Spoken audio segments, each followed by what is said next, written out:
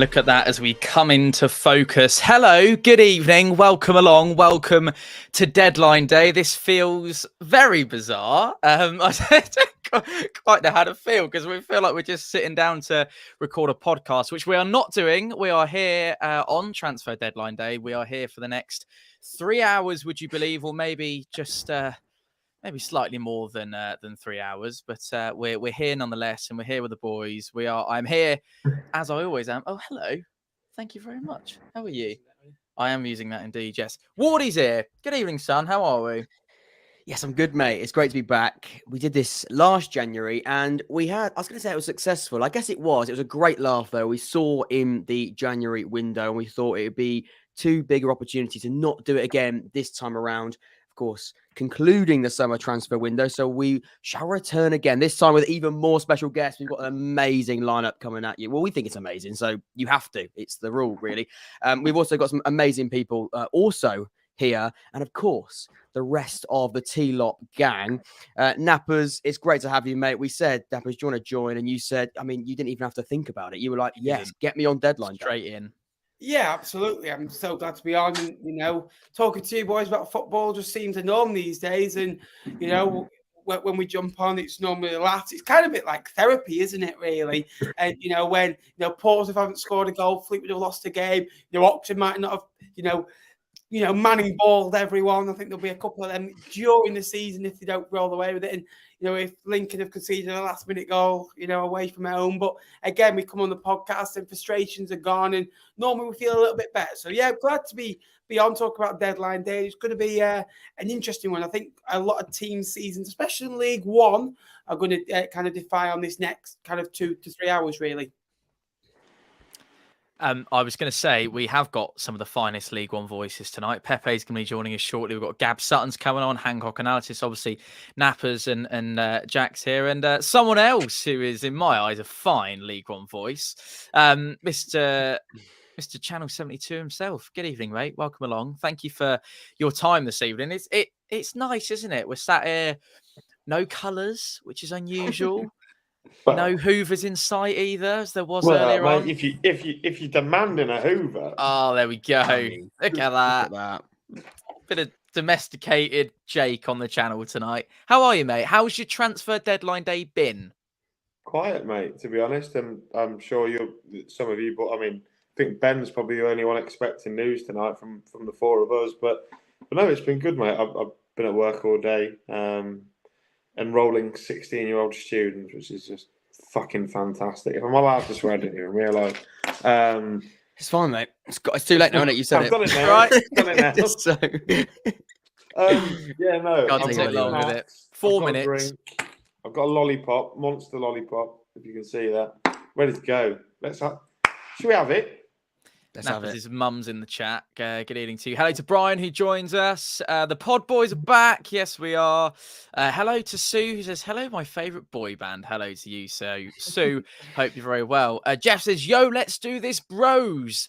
Any Aussie scorers left available? Well, obviously, Cassini Engi out for a relatively long period of time, as I'm sure you know, Jeff.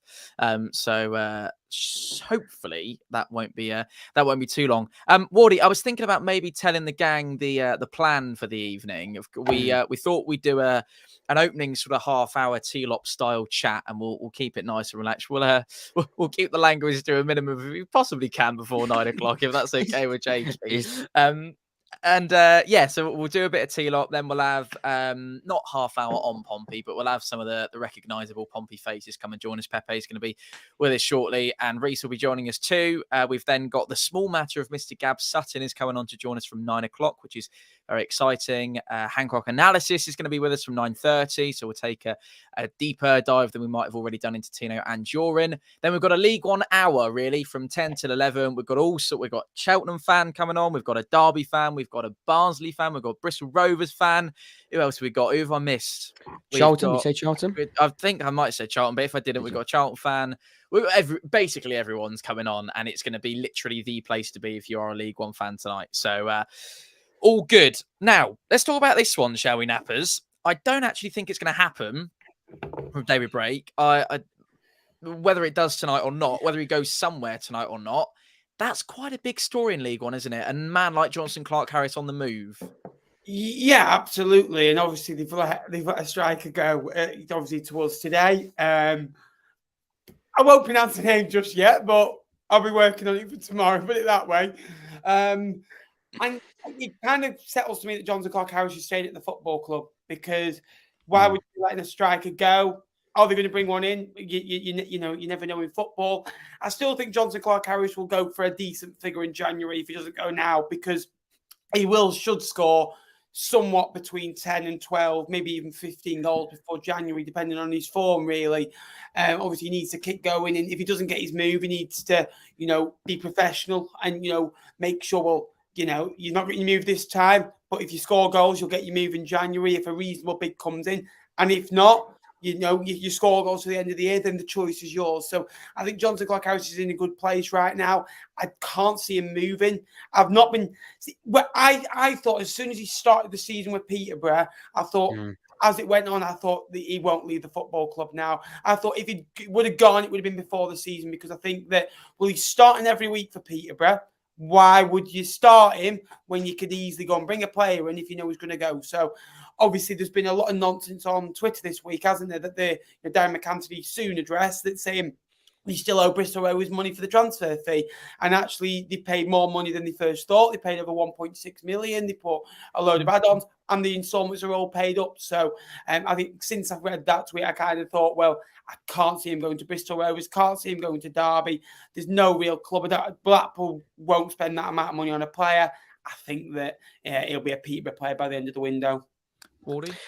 I would say as well, I've just read an article, and I think that the Peterborough owner is very, very open on social media and very open. And I think he was on Sky Sports earlier as well, doing interviews with them. He admitted earlier today that Peterborough have rejected bids from Bristol Rovers today. The official quote was, "I'm not going to lie, the Hart Titans are 24 hours to go when things are happening or not. It's something you can't imagine." I think he went on to talk about, I think, FaceTime calls with the Bristol Rovers owner. But that looks like it's a deal that isn't going to happen right now. But like you say, deadline day is a very crazy time in all different ways, in all different directions. But I think as of right now, as of 8 minutes past 8, he does remain a Peterborough player, and things don't seem to be going anywhere too quickly. We're having a relatively quiet evening from a Pompey point of view, which we'll get into. Jake, I was wondering if you may maybe be able to talk us through some of the standouts in League One in terms of incomings to clubs over the summer. If you had to maybe put your finger on a handful, what would you say would be that? I'm not trying to tee you up to say Regan Poole, by the way. I know he's probably about to, but particularly maybe even since we last spoke on the T-Lop, have there been any that have sort of caught your eye? Yeah, I think so, actually. And I think, obviously, you know, you mentioned Regan Poole there as probably one of the standout transfers. I think one of the best transfers in the whole window, and this will very much appease Wardy, was way back at the start, was Ruben Rodriguez, choosing Oxford over a wide variety of clubs in the EFL. He's a fantastic player. He's not cut it at the level perhaps before, but I think he's sort of shown in early games for Oxford that he's going to be capable of doing so. I think I mentioned on T-Lop about Bolton. Their window has been fantastic, and do you know what I think? And since they played us, certainly, I think Shrewsbury have added pretty well. Actually, in the last couple of weeks, they've added a couple today in Fleming and Finnegan on loan from Southampton and Hull. They brought in Max Matter from Sligo as well. So I think Shrewsbury are doing a couple of bits as well, but it's interesting because there's so much movement going up and down the division. You know, just 5 minutes ago, Reading have signed Don Ballard from Southampton, and he's been scoring for fun in Premier League too. So he could be one that comes good for Reading. So definitely intrigued. Wigan as well. You have to, you know, the Nappers, the Wigan fan next to me, have to give Wigan a bit of a mention. So, you know, I think you could look at 80% of the league and say, you know what, they've done some very good businesses. There's not many clubs that I go, do you know what, that absolutely reeks. So, you know, I couldn't give you one answer. I've given you 18. Lovely. There you go. Oh, is it my turn to speak again? Is it? Okay. Can I say hello to Liam, who's Pompey Shop Liam? Thank you for joining us, Liam. Nice to see you, mate. Money for there was a Eiran Cashin stays, and at least if he goes in loan a large fee. Are there any inklings that Cashin's going to be leaving Derby County today? I hadn't seen anything of the No. I sort. don't think so. I don't think so. It was happening quite early, wasn't it? Brighton was sort of in for any well-performing League One centre-back. I'm pretty sure Stefan Negru of Oxford United was on their list. And then, of course, Cashin has been for quite a while now. They were sort of, going for the classic. And to be fair, you trust Brighton, don't you? You trust Brighton with any transfer they make. So if they've got their eye on a player in League One, then he's clearly doing something right. And those two individuals certainly are. But as a Derby fan just said there, Cashin is a must for Derby to keep hold of. I think when you look at the improvement they've made over the last couple of weeks, Cashin's been at the heart of that. Scored a crucial goal against Peterborough at the weekend. So I look at Cashin and I think you've got to be part of Derby going forward. And we know Brighton are interested. They will sort of spend money on that. But with no loan back clause being the holdback on that situation right now, it doesn't look likely. Nappers has got his hand up like he's at school. Anything on that? No, going on about well-performing centre-backs, Liam Kitching on to Coventry, another one that's very, very interesting as well. We heard on the way to, I think, a medical is what we heard. Yeah, I've just seen that. From a reliable source over on it's our League One. £5 million. Wasn't there a £4 million bid turned down yesterday? Yeah, well, it's looking like it's going to be 5. Now, obviously, Coventry, he is a very good player. I think what's made that £5 million player is Coventry have obviously got money from the Victor Gyökeres and the Gustavo Hamer leaving. And also, he's left-footed as well. So I think when you're left-footed and good on the ball in League One, you add £1 million onto your price because left-footed centre-halves in League One are very hard to come across, believe me. So it's a good deal, but losing Mads Anderson, losing Dorf, and losing Kitchen, you're losing, your core, and that was the reason why, in my opinion, that core got Barnsley into the playoffs last year, went on a good run. So very interesting. Ben, Coventry? Sorry, Tom. Coventry got Bobby Thomas as well, who was at Barnsley last year. Pretty sure he's got. And I noticed earlier that obviously Barnsley has signed. Is it Owen Dodgson from Burnley on a season-long loan? That was done earlier today. So maybe that's in hindsight of a move for Kitching. Which is a couple of today's League One transfers to sort of keep you up to speed. Carl Edwards, of course, has joined Oxford United on loan from Ipswich. Brandon Fleming, who, another one. Didn't know that. Another Ipswich player. If we build the entire Ipswich team, then eventually we will go up. Brendan Fleming has joined Shrewsbury on loan from Hull City. Of course, he was in League One last season, the second half of last season with Oxford. Louis Thompson has joined Charlton on loan from Luton Town. Of course, they're still searching for a manager. Louis Thompson hasn't gone to Charlton, mate. I'm thinking of the guy. No, that's Louis Watson. Joe Tomlinson. That's the one. Has joined MK Dons from Peterborough United. Also interesting as well, Charlie McNeil, the Manchester United youngster, has joined Stevenage on a season-long loan as well. So, again, they're sort of some of the bigger ones. Of course, and the question I'd like to go with Nap as well is, does Tasmanga keep Fleetwood in the league through his goal-scoring ability? Yeah, and I think obviously Peterborough fans have been quick to criticise. He's played 225 minutes in all competitions for them, since January. I'm like, not being funny, these have been coming on for a minute, 8 minutes. I think the longest he's played, he played 84 minutes. I think he played 84 minutes against Portsmouth the other night, didn't he? But bar that, he's been 45 minutes here, 34 minutes here, a minute there. Played 2 games in League One this year, combined about 5 minutes. It's ridiculous, really. Need to give players time.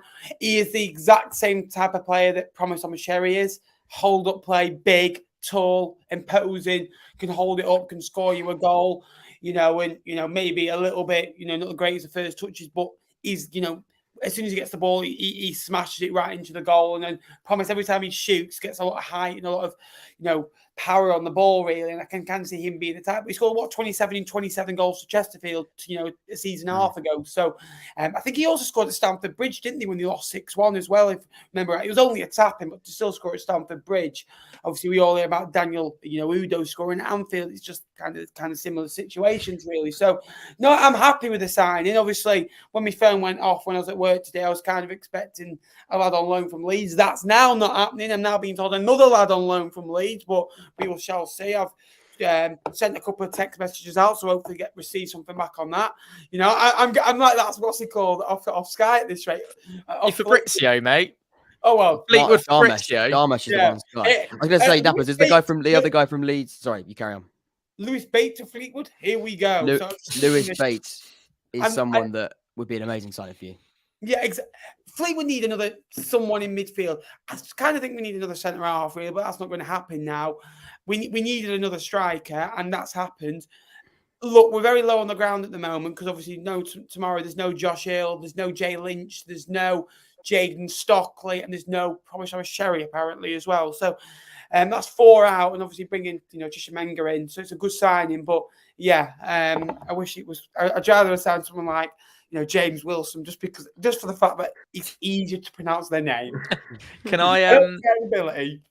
I jump in with a little bit of transfer rumour? West Brom forward Joe Van Malcolm is a late loan target for Cheltenham Town. That is something that's coming out this evening. So we will see whether that's done before the deadline. Another one that interestingly happened today was, and I'm going to absolutely butcher the pronunciation of this, Nathan Butler Oyedeji from Arsenal to Cheltenham. Of course, that was a name that was linked to Pompey a couple of days ago.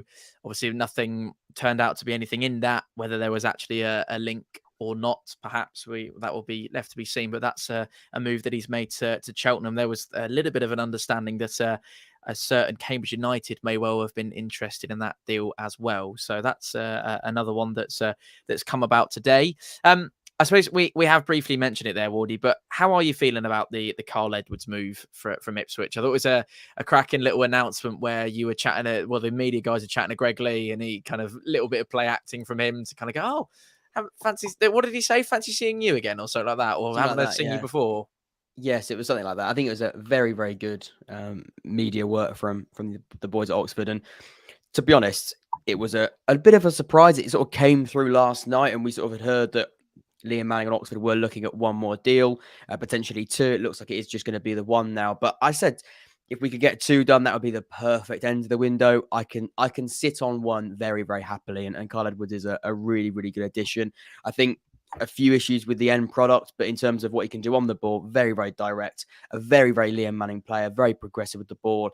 And if he can feed the balls into Harris, who started the season very well, I'm absolutely fine with him being direct and being all about that creativity. If he can improve his end product, then that's just a massive bonus for Oxford United. But a loan deal, we believe as well, Ipswich do have an option to recall him in January, but that seemed pretty standard in loan deals now as well. Just hearing with Cheltenham, they're also quite busy, along with Stevenage. Harvey White, who was at Pompey a few seasons ago, linked with Oxford, I believe, last January.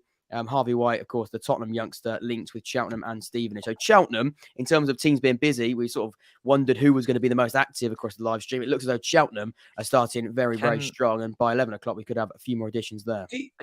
Go on, Ben. Just quicker, do you think proximity, like location, plays a bit of a factor on deadline day? Like, obviously, they're like, say Fleetwood looking, maybe if we're looking at a signing. Obviously, I know at Charlton tomorrow, say if we're at home, would look at Blackburn's, Preston, where they can literally get down in half an hour. Do you think that will play a factor maybe later on in the window? It's an interesting one with exactly what Wardy was just saying there about Harvey White. And I keep a little eye on ex-Pompey players. I happen to know he actually played at Stevenage's ground for Tottenham's, I think it was one of their under put insert age category here team. He was there during the week. So whether he's kind of made a connection with a scout or whether someone from the recruitment department spotted him, I believe he might have scored as well. Someone will correct me on that if he hadn't, but he was definitely there because I remember seeing his Instagram post.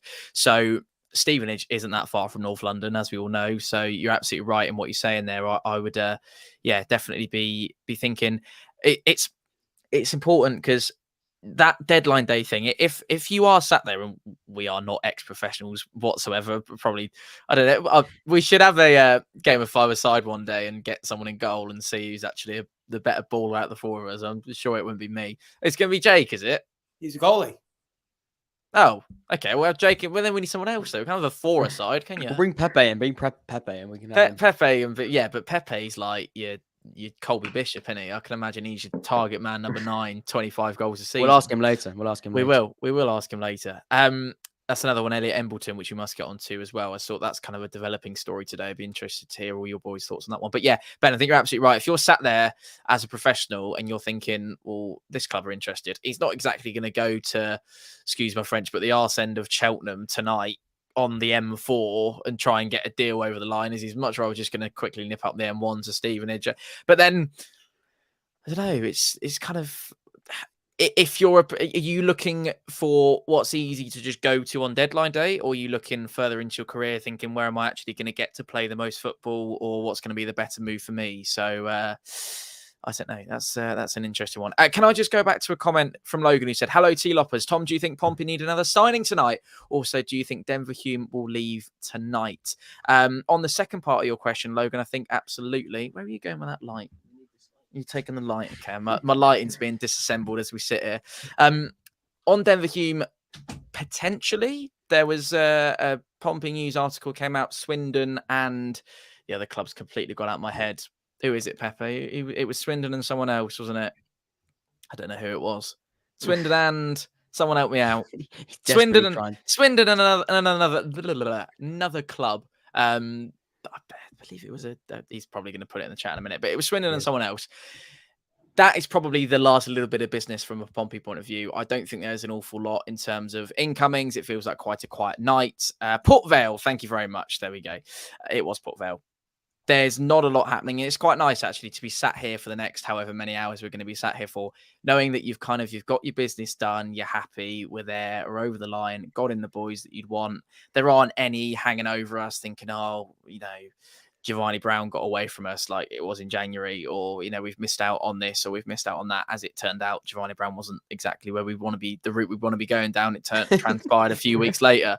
But yeah, that's a nice feeling. I can sit here and watch, not the rest of the boys panic, because I feel like, I don't know, you're pretty content, aren't you, Jakey, with the Lincoln business?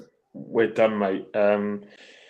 As what my understanding was, that we had a loan deal for, like I said to you boys earlier in our chat, Sinclair Armstrong, who was at QPR. He was the perfect deal.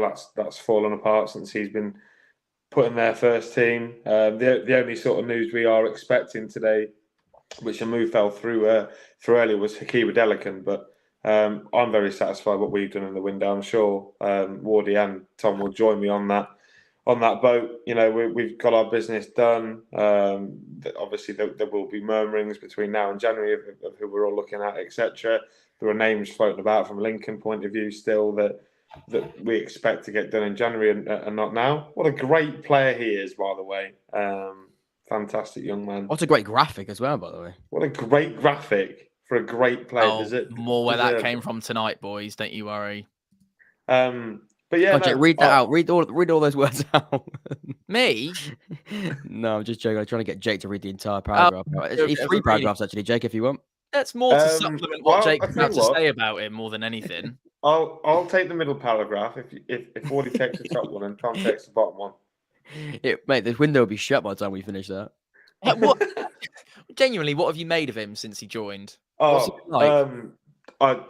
love him, Tom, to be honest. He's extremely hardworking.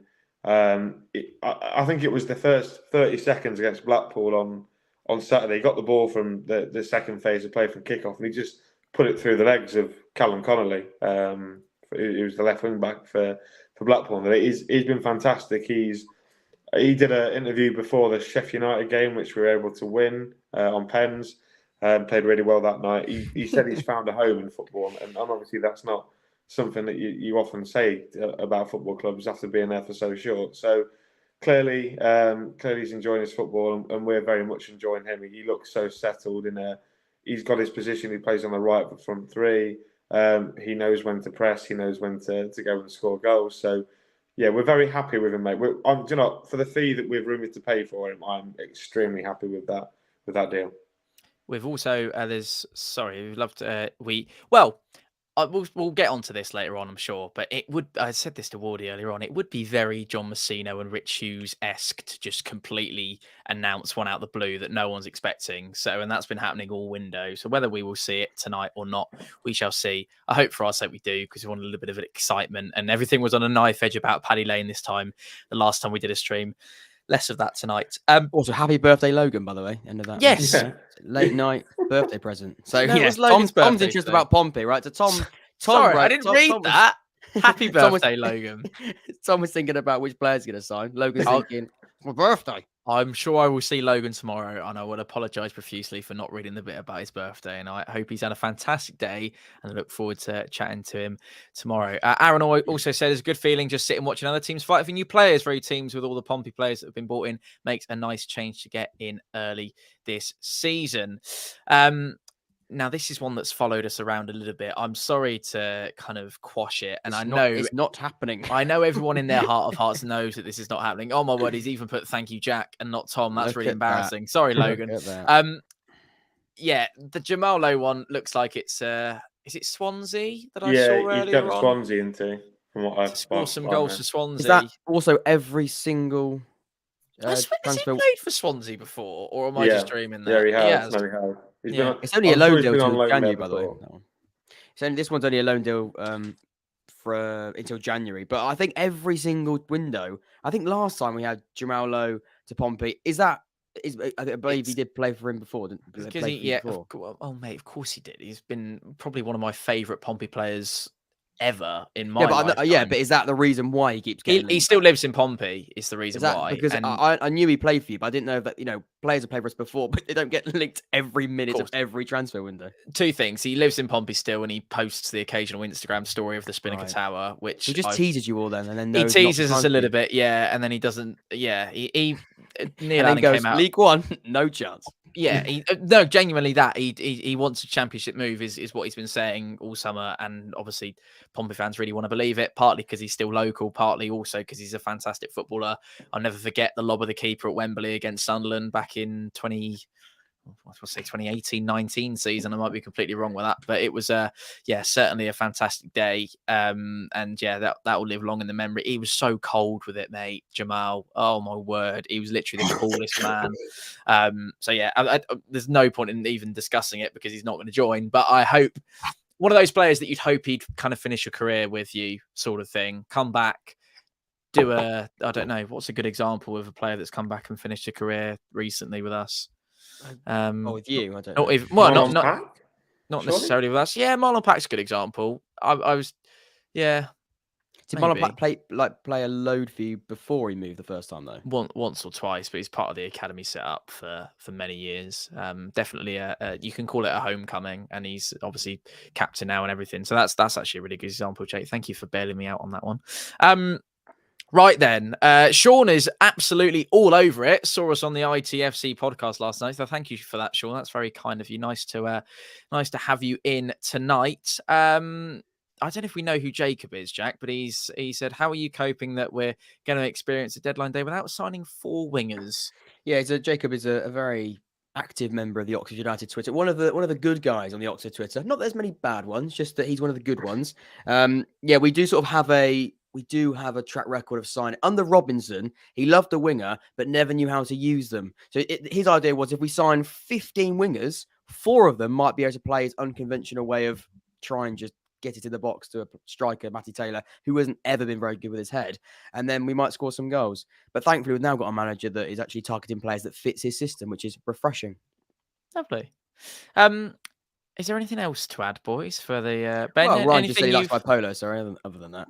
Just a little one there. You do look like John Messino. I've kind of gone for the same style as well with the zip up, but obviously I like it.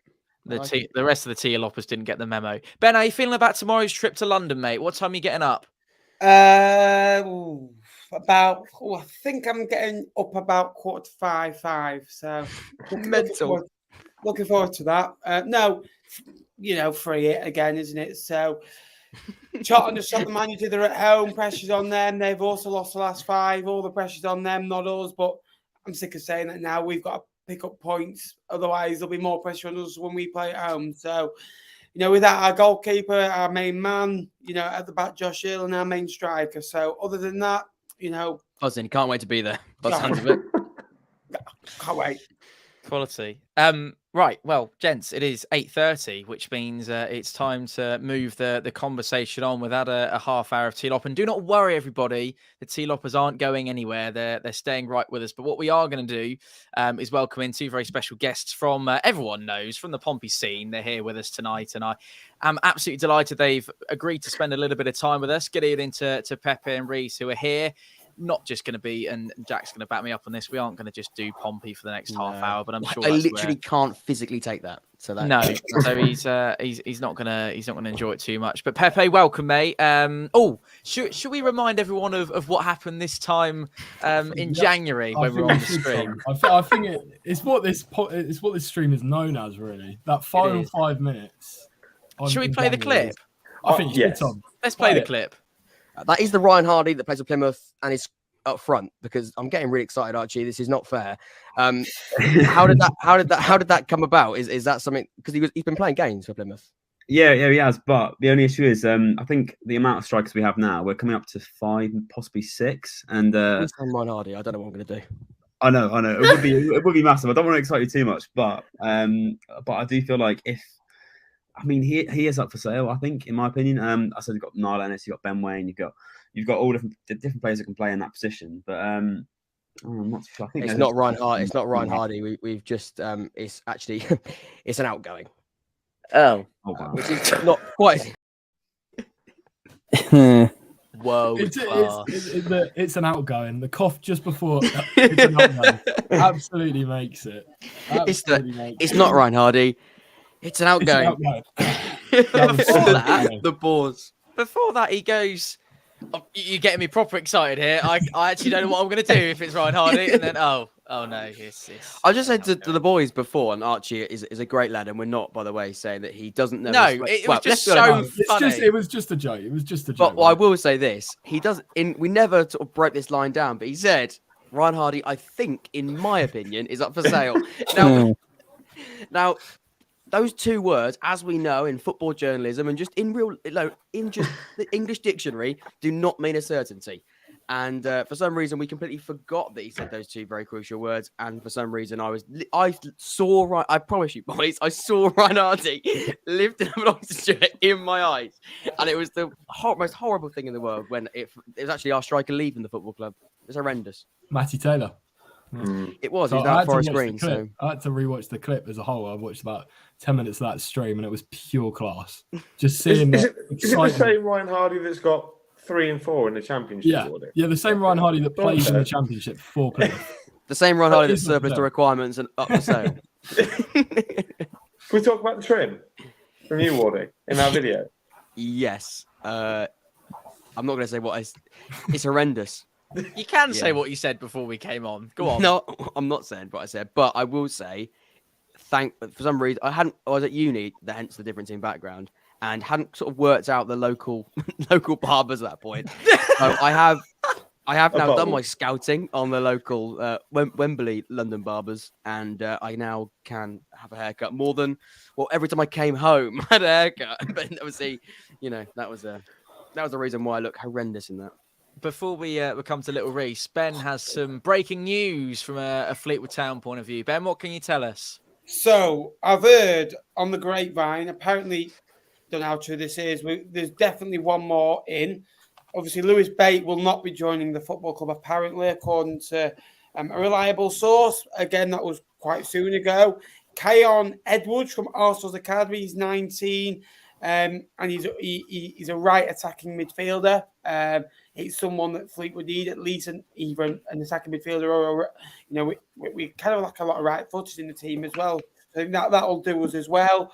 I've heard a couple of other names. Obviously, we heard of the lad from Leeds before, but Edwards seemed to be the one. Apparently, just been on Twitter that Fleetwood make Edwards loan. And also, we talked about proximity before. Fleetwood down in Charlton right now. Obviously, he won't be able to play tomorrow, obviously, because the paperwork, I think, has to be done by 12 o'clock, isn't it? Something like that. But again, he could easily join up with the team and watch the game tomorrow in Charlton because of that little bit of locality. So he is someone to maybe keep an eye on. But apparently, Fleetwood will be bringing a player in before the end of the window. No such thing for Pompey in terms of bringing another player in, Reese. Tonight, we are led to believe. So we'll keep up with Ben as the night progresses. And I'm aware that he's got a sort of 5 a.m. alarm for Charlton in the morning. So he probably won't keep him right until the 11 o'clock deadline that slams shut. And we say slams shut, but we'll probably just ease our way out of the live stream.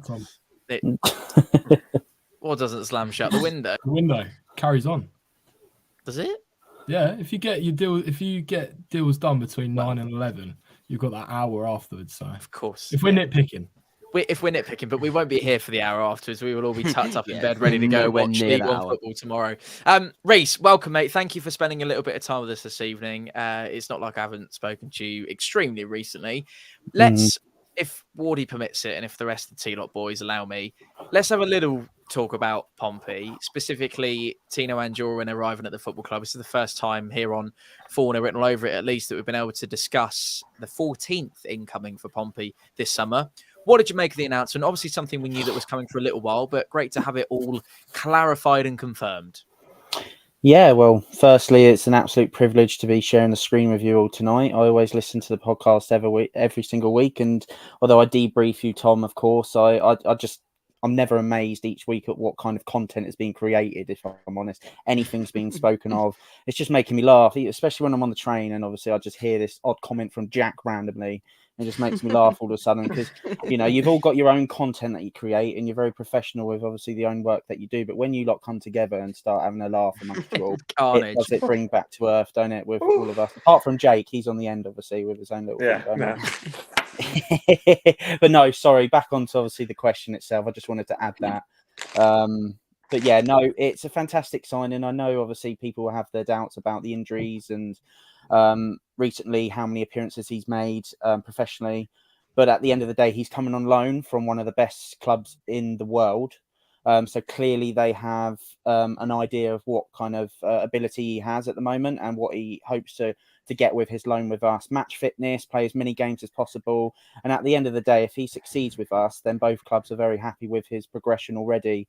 But as you can see, he's played for Huddersfield in the Championship. He's made appearances in the Champions League for Chelsea. He's scored in the Europa League, I believe, against Marseille. He's had plenty of experience at the age of just 21. And unfortunately, due to the injuries, that's probably why he's at the level he is at. Otherwise, he'd be playing much higher than he is currently. But match fitness, get him into the club, get that little bit of creativity that we're currently missing at the forward end of the pitch, and let's see how he gets on. I know there's a lot of pressure on him coming in, but if he's up for it, then he could be one of the signings of the season for us. Jared Bowen's just scored in the 37th minute for West Ham at Luton this evening in the Friday night football. Pepe, your thoughts on Tino Anjorin? We know that Neil was well across it from the get-go, and there was obviously the picture of him at the training ground. What do you make of it? Yeah, no, it was. It's glad it's done. To be honest, it was going on and on and on. Is it on? Is it off? And then you had reports on Twitter, various people saying, "Oh, it's on." And then someone said yesterday, or before it was announced, till January.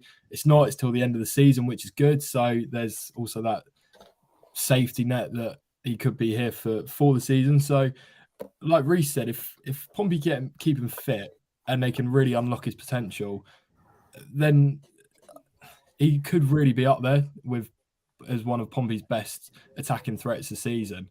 I think there's that photo of him with the Champions League trophy. I like that a lot.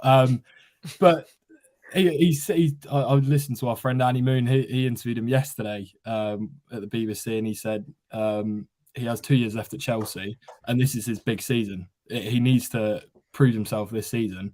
Otherwise, you might not get a future at Chelsea. And for a 21-year-old, this is massive. And he talked about the project Pompey and John Messina and Rich Hughes sold. And obviously, there were a few various other clubs in League One interested. And how long was that? How long ago was it, Tom, when he was photoed at the training ground? It must have been about 4 weeks ago. So he's taken his time to decide. And luckily, it's with Pompey. So fingers crossed it might be a bit optimistic to start tomorrow. But I'm excited for the season ahead with him. He wants to break himself in, doesn't he? And he wants to build his minutes up for definite. I am going to exclusively reveal to everyone here on the live show tonight that Jakey Boy and Wardy told me he was going to Reading a couple of weeks ago. So that's all. That all ended up going to plan, didn't it? Well, in fairness, we didn't know Reading were going to be hit with another one of their transfer bans. So that was true. That was during the Harvey near Sam Smith. We're going to try and sign some really big established League One names. So I would Well, add he that. Also said- as well, yeah. Will Volks, who of course is at Sheffield Wednesday, got promoted with Sheffield Wednesday, heavily linked and continues to be heavily linked with Derby County, a deal that we expect to be done before the window does shut. I think for Derby, Will Volks is a fantastic addition to their midfield. So just added that one in. No, it's not Pompey related, but it is something that we should add because it is breaking news as we speak. Sorry, Tom. Ben, can I ask you for your thoughts on Andorra into Pompey? What have you made of it? Yeah, I think it's a signing Portsmouth needed to be. They signed a lot of players, haven't they? And I think every player that Portsmouth have signed, they'll add something different to Portsmouth's side and they'll make them better. Norwich coming in goal, obviously, has given them a goalkeeper who knows what they're doing, can keep clean sheets. Regan Poole, I know obviously he's going to hate me for saying that. We'll add something, and I think he's been absolutely class. And you've just added so many, on the screen. There's Scully. Obviously, his better days are ahead of him. Obviously, Gavin White hasn't performed so far, but I know performances will come. Sadie's been brilliant as well. I think I can't wait to see more of him. Kamara, I like him just for his song, to be fair, if I'm honest with you, as well. And obviously, Tino coming in as well, and you've been excited about him for a while, haven't you? And obviously this chat's been going on for about a month. So obviously, I think he was on loan at Huddersfield last year, wasn't he? And scored a couple of good goals as well. So I think it's a really good signing. And Portsmouth are on the way, and they signed a lot of players, but every player has a purpose in that Portsmouth side, which is very important when you're bringing players in, and especially your Portsmouth Football Club, because just because you're a big club and you've got bigger amounts of money than the rest of us doesn't mean that you've got money to go wasted. So they need to play the parts. And obviously, you've got injured lads coming back as well, which I think will play the part later on in the season. The likes of Paddy Lane, I think, will really thrive now. And Jake, a lack of reliance on loans as well for Pompey, which is something we saw was heavily used under Danny Cowley, and we had various conversations at length about that. How important is that when you're trying to build a side that's actually going somewhere this season and you're not just focusing on those players that are there for the short term? Of course, we're talking about Tino and it's a big season for him, and that's maybe one of the exceptions in the window. But other than that, you look at that list and you think, what is there? 3 loans have come in for Pompey so far? Yeah, no, it's key because especially the age you're getting some of them in, you want to accrue value so that when these players, if these players grow at a quicker pace than Pompey do, you've got, players that can go for upwards of massive 6-figure sums or, even some 7-figure sums. So it's key for the growth of Portsmouth. They want to establish themselves at the level above to have assets. I mean, you're speaking about Pompey, but it's, again, also massive with Lincoln. We had 7 loans last year. We've only got 3 this year. We're having a massive input on having our own players. We've got players that have accrued a lot of value in the last 12 months, the likes of Eiran and Danny Mandroiu. So I can see why Mousinho is doing it, because, to establish yourself at the level above, you're going to need significant funding. And whether the Eisners want to do it or whether you get external investment, whatever it is, if you want to go up to the Championship, not just to be the whipping boys like Sheffield Wednesday are at the moment. If you want to go up there and compete like an Ipswich or a Sunderland have done in recent years, you need a bit of money. And to have these players on your books as permanent signings, and they know they've got a home, they feel comfortable playing at Fratton Park every week. That's only going to benefit them. So, yeah, I think it's massive for establishing yourself as a top team in this league first. But then, if you want to progress into the division above it, it's going to be huge. And Pepe, in terms of kind of the general discourse at the moment around Pompey, everyone's obviously frustrated by the number of draws that we've had, particularly the ones that we haven't scored in. And, I've been the Mickey taken out of me on the T-lot for the last couple of weeks. Oh, Pompey going to win the league without scoring a goal or whatever. That phrase seems to just kind of follow us around at the minute. How important is it not to lose sight of the fact that it's 14 incomings over the summer, 5 league games in? That's quite significant, isn't it? Yeah, very much. I still can't believe we had 5 signings in 72 hours or something, 3 on the first day. I was working when I was at work, working on the opening day of the transfer window, and Pompey, boom, there they are, 3 signings just like that. And you think, oh, okay. And we didn't know we had no inkling of any of them. And there they are, 3 on the first day. And that's probably just been the story of the summer at Fratton Park is they've got deals done quietly. Other than maybe Andrew and maybe 1 or 2 others, but Regan Poole, that came out of nowhere. Like some of the signings that we've brought in were just out of the blue. And yes, they did. The majority of them were in before they went to Spain, and yes, they have had plenty of time in pre-season to gel. But we are, September 1st now, 5 games into the season. That it's not going to happen just like that. You're not going to be a well-oiled machine by September 1st. So I know I've been frustrated. I missed Leyton Orient 4-0 and Forest Green, the 2 big wins of the season. I wasn't there, so I feel like I'm a curse at the moment. But back to your question. It will take time to gel. Hopefully, relatively quickly, i.e. starting tomorrow, we'll start winning. But it's good that we're still unbeaten, and it's good there's still some positivity. I know people do like a moan, but it is a minority. What are your reflections on the Pompey window? Yeah, it's been good. I've had all the conversations as they've gone. And look, as much as I sort of joke around Pompey chat, I think talk about getting your business done early. And this is why you are so relaxed at this point in the window. That's important to say, because you went and did the core of your business. And when we speak about what Pompey needed to do and how they needed to revamp that squad, it needed to happen early. And imagine, we're speaking about identity and speaking about how Massini is integrating these new players. But imagine if this was even later. Thankfully, you got those players in early. Thankfully, you got those players going to Spain. Thankfully, you got those players in during pre-season. I still disagree with what people are saying about Massinio not getting those key players playing football. I actually think in the cup competitions as well, even the Papa Johns, I know you've got to use the rest of your squad, but using some of those players that are still working the way around what Massinio wants to see wouldn't be a bad idea. But and again, you brought quite a few attackers through the door. I mean, quite a few attackers. I also think as well, the injury to Yengi is really disappointing, because he started as a new signing really, really strongly. And when you don't want injuries, because Pompey have had that with new players coming in and had injuries. So hopefully Yengi's one is just a little one. And when you look at how many players you bring in, is it 15 players 14. in total? Is it 14 players? I mean, if one gets an injury after 5 games, you could be okay if that's just one here and there, but make sure none of those players are picking up injuries regularly, and you've got a fantastic, you've got a new core, you've got new depth, you've got a pretty much new squad completely. And like you say, it's about integrating it and about getting those players sort of clicking as soon as possible. But you've got all of the chance in the world, because you've got time on your side. You have got time on your side, because you're not losing games of football. It's just scoring goals now. It's letting you down. Go on, Pepe, go on. I think Pompey clear of what they were at the end of the season. Like, if you look at the squad before, there was your Ryan Tunnicliffes, Rico Hackett, all those types of players that Clark Robertson, we just knew weren't going to be there. And Pompey's squad, to what it was at the end of the season to what it is now, is so much better. There's so much more depth, and looks like there's been a real plan throughout the summer. John Massino said since the end of the January window, they've highlighted who they wanted. There was a structured plan, and that's pretty much all down to Rich Hughes. And what he's done is structure a plan. They've gone out who they wanted from like January, March, focused who they wanted, and they've got them in early doors. And that's why we saw so many players in at the start of the season. And like Regan Poole, we were waiting on Deshaun Bernard.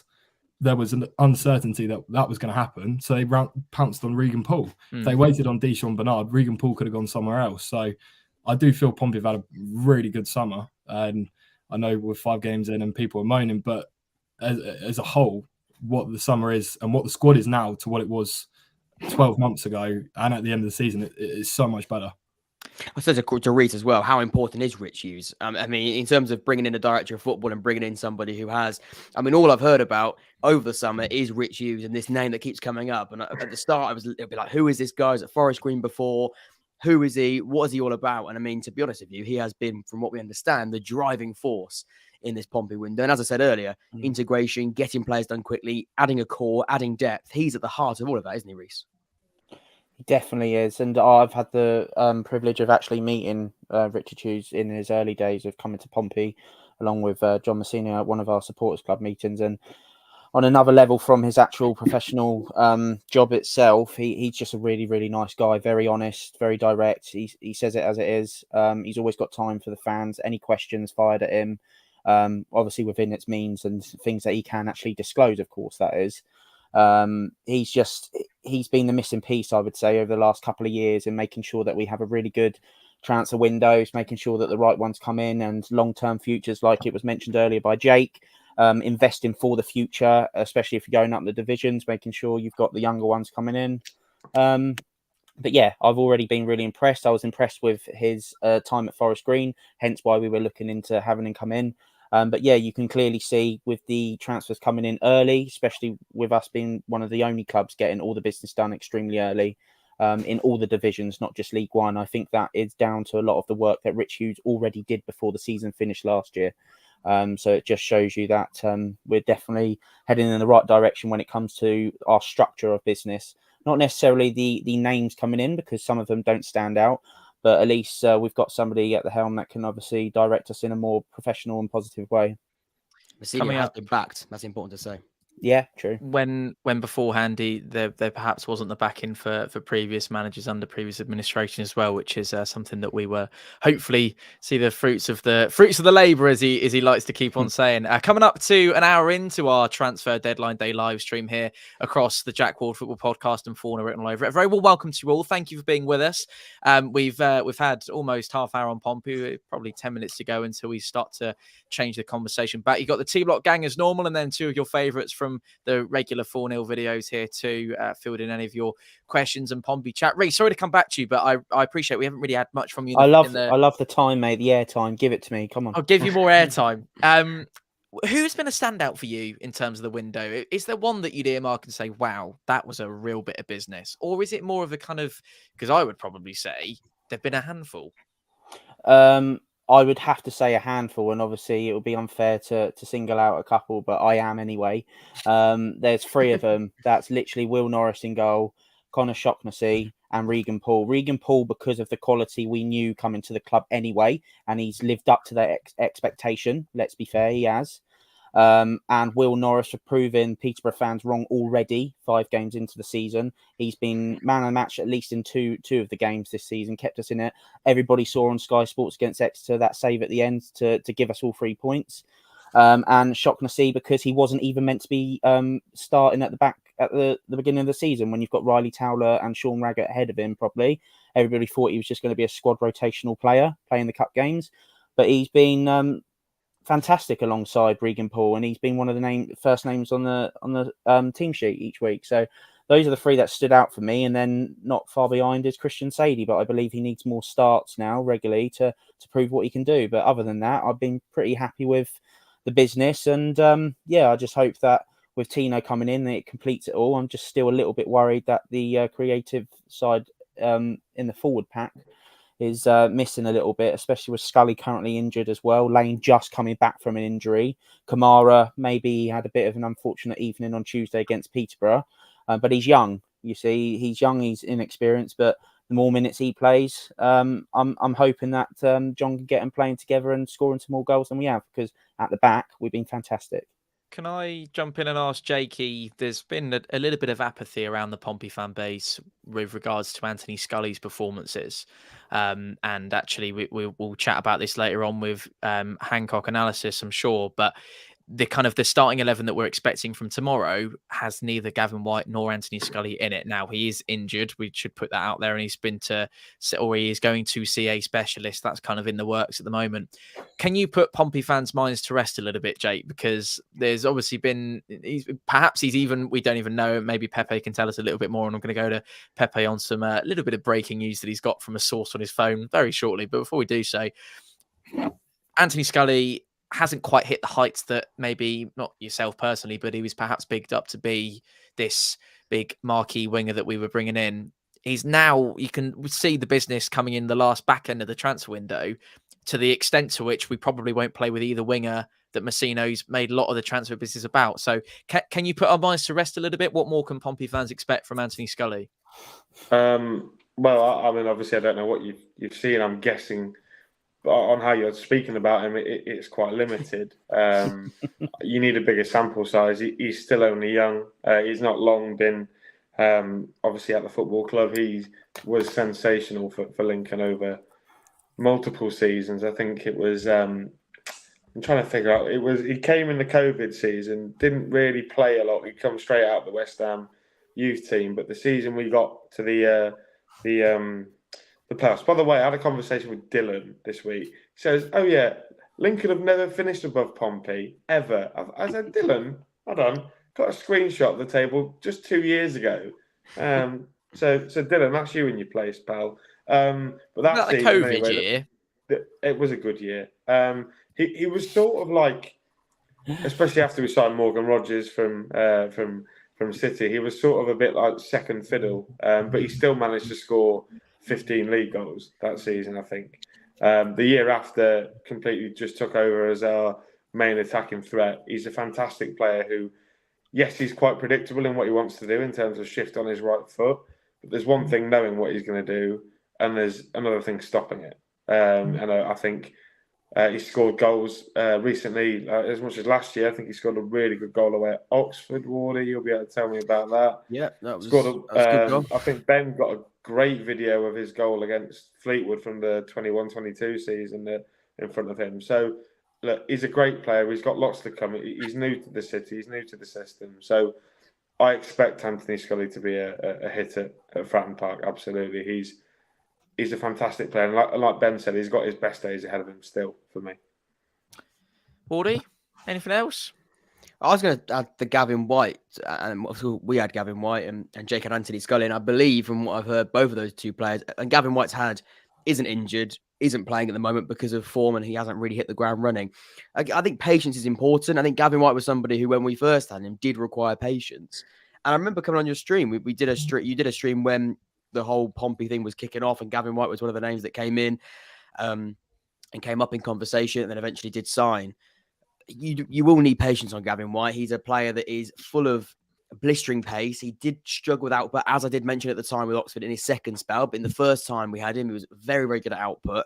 But it will take time. I also think as well, it's really unfair to judge Pompey wingers right now because Massinio, let's call a spade, does not know how to use those wide players and does not know how to have an attacking identity as of right now. So I don't think you can sort of write off these players when actually it's not like, every winger that's come in since those two have absolutely set the world alight, is it? I mean, you're looking at trying to work out exactly which players are trying to fit in and how they're going to play, how they're going to be creative. I mean, you had Sparks playing as a left winger. He signed as a left back that compared to left wing back.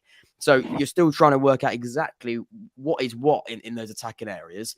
When it does happen, even if Gavin White isn't a starter, if you can work out exactly what you want from your inverted wingers or traditional wingers, I think, it will tick. And if it doesn't work, then you hold your hands up and say that's one of 14 transfers this summer that didn't quite work out for Pompey. But I think you can sort of take I think someone said the average of transfers that sort of tend to work. It's not always a high percentage, is it? And when you bring in 14, you're limiting that even more. But patience is important, guys. I know I know fans hate it, the word patience, but it is important. Pepe's got some bit of breaking news for us. Yeah, it's not really breaking, but Neil Allen, trusted Pompey writer, my ex-colleague, saying there is still hope over Denver Hume. He tweeted about 45 minutes ago saying, latest on Denver Hume is it continues to rumble on. Pompey desperate to offload him before 11 p.m. deadline. There's still hope. So don't go to bed yet.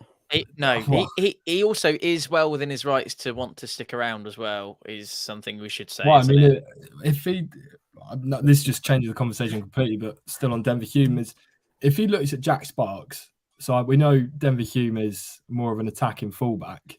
If you look at what Messino's done to Jack Sparks and moving him into a left winger, why can't Hume maybe knock on Messino's door and say, look, I'm not going anywhere. Would you think of, or possibly move me to left wing? Has he got years left on his contract? What's the contract situation with Denver Hume? I think he's got a year left. I do believe. Because if this conversation about him, the hope of him leaving, they're going to buy him, I presume, out of with a transfer fee. Yes, or a loan. Could be a loan. I think it's been more of a loan talk. I think, Tom, isn't it? Over the summer, it's been more.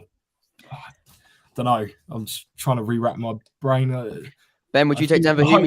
You're sort of scooping up. He's waggling his finger there. I sort of want you to speak. Would you take Denver Hume?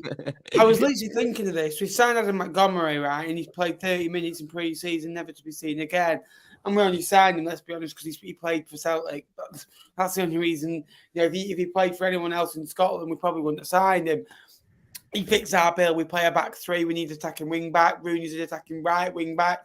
For me, I think he fits the bill. And he's not good. I don't think he's quite good enough for Portsmouth, but for a Fleetwood, different expectations. I say this about a lot of different players that we've had from Portsmouth. how we see different. I think Ellis Harrison was the one, and Rico Hackett for Lincoln as well. John Marquis when he went to Lincoln as well. I'd have him at Fleetwood absolutely all day, every day, because we need a left back. We need another. If I could, 11 players. We need another 6 minimum. But another 6. You got 2 hours. We've got 2 hours, right? And I mean this. If we don't bring at least one in, I'll be very worried. Very worried. Do we have any idea who that one may be, Ben, by any chance? It's it's something Edwards from Arsenal's academy. The Arsenal youngster. He scored, I think, 20 goals in 22 games for the under-18s last year. Kion Edwards, apparently, and he's a very. The one we were interested in, Tom. No, that's not him. He's gone to Cheltenham today, isn't he? Yeah. But we are fighting Crew Alexandra for his signatures. Oh, good luck. Could be a battle, that. Could be a big battle, that one. It's a big battle. Competition over there. We'll keep our eyes on that. It's just ticked over to 9 o'clock. Welcome along to everybody who joins us. I can't believe we've already done an hour, by the way. That's absolutely flown by. I don't know how that's happened. There is, I did see that a minute ago, flashed up on my screen. That one's been rumbling on, Jake. I don't know how much you know about it. Is that something you could maybe fill us in if viewers at home and maybe some of the panel members don't know too much about that one? Yeah, I think it's been no object that Barnes have been in for a striker. Obviously, they let Norwood go to Oldham earlier in the month.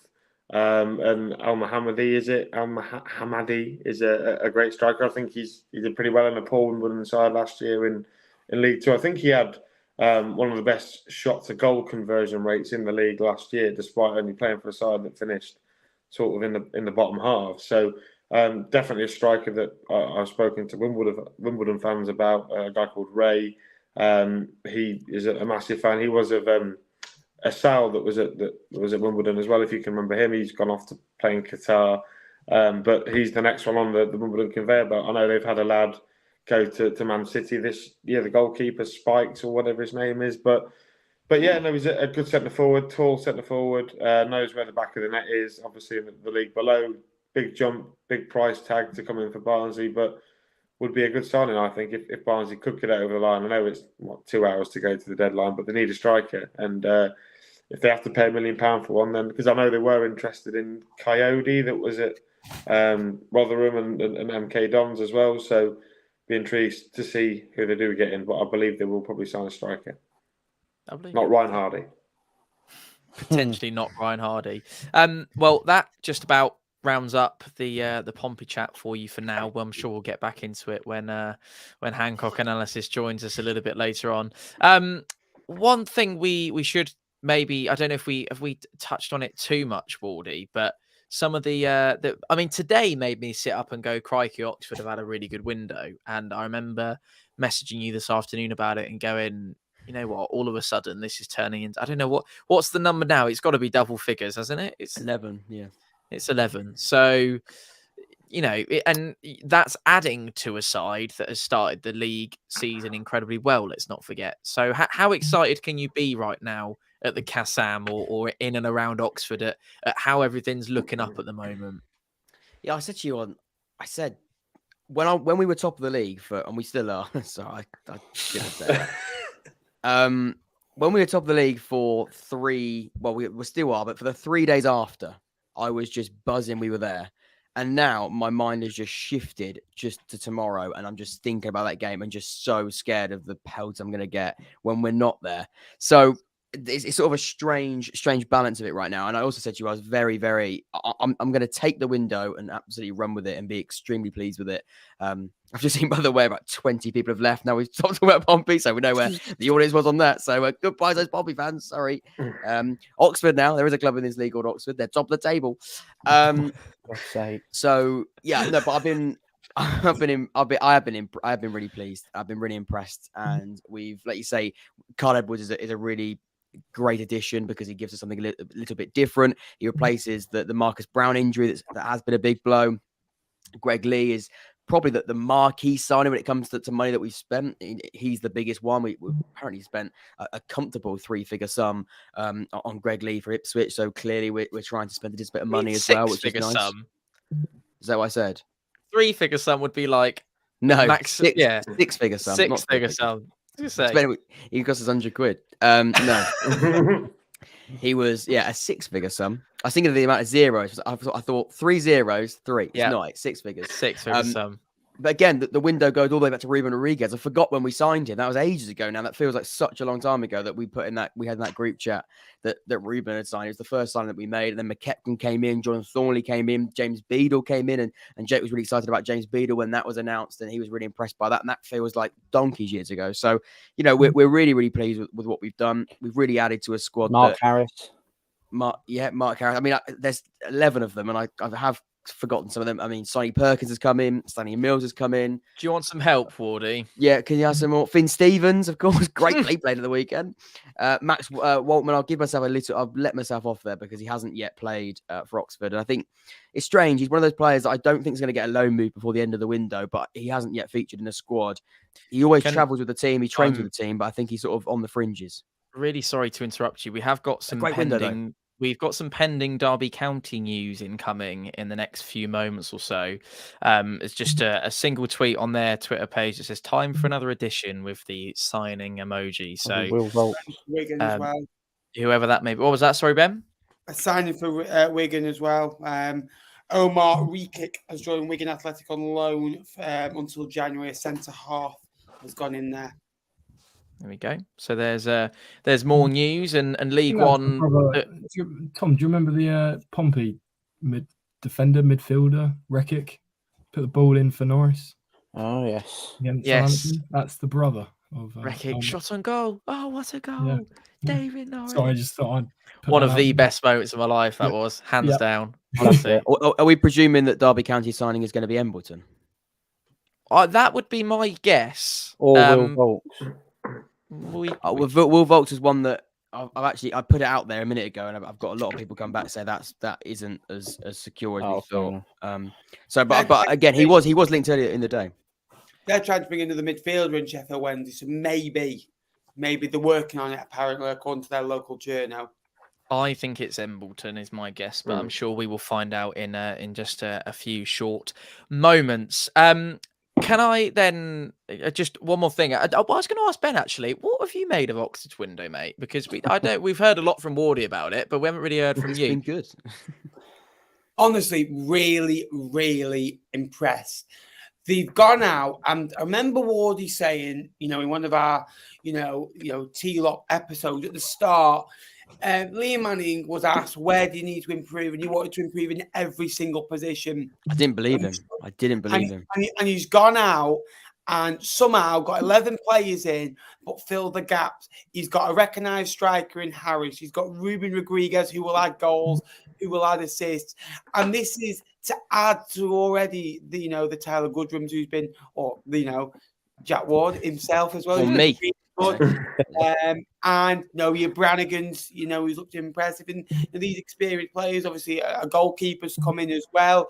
And every player that they brought in, like Portsmouth, they've done the homework, and you can really tell that there've been some thought. There's been some thought gone into it, and they've not rushed either. And like every single player they brought in has kind of been like a process of they'll get the man eventually. And if they don't get the man, they're not panicking. They'll bring someone in just as good as well. So really impressed with Oxford. And I don't think it's an unfair shout now to say that Oxford United could get into the top 2. I think it's very likely.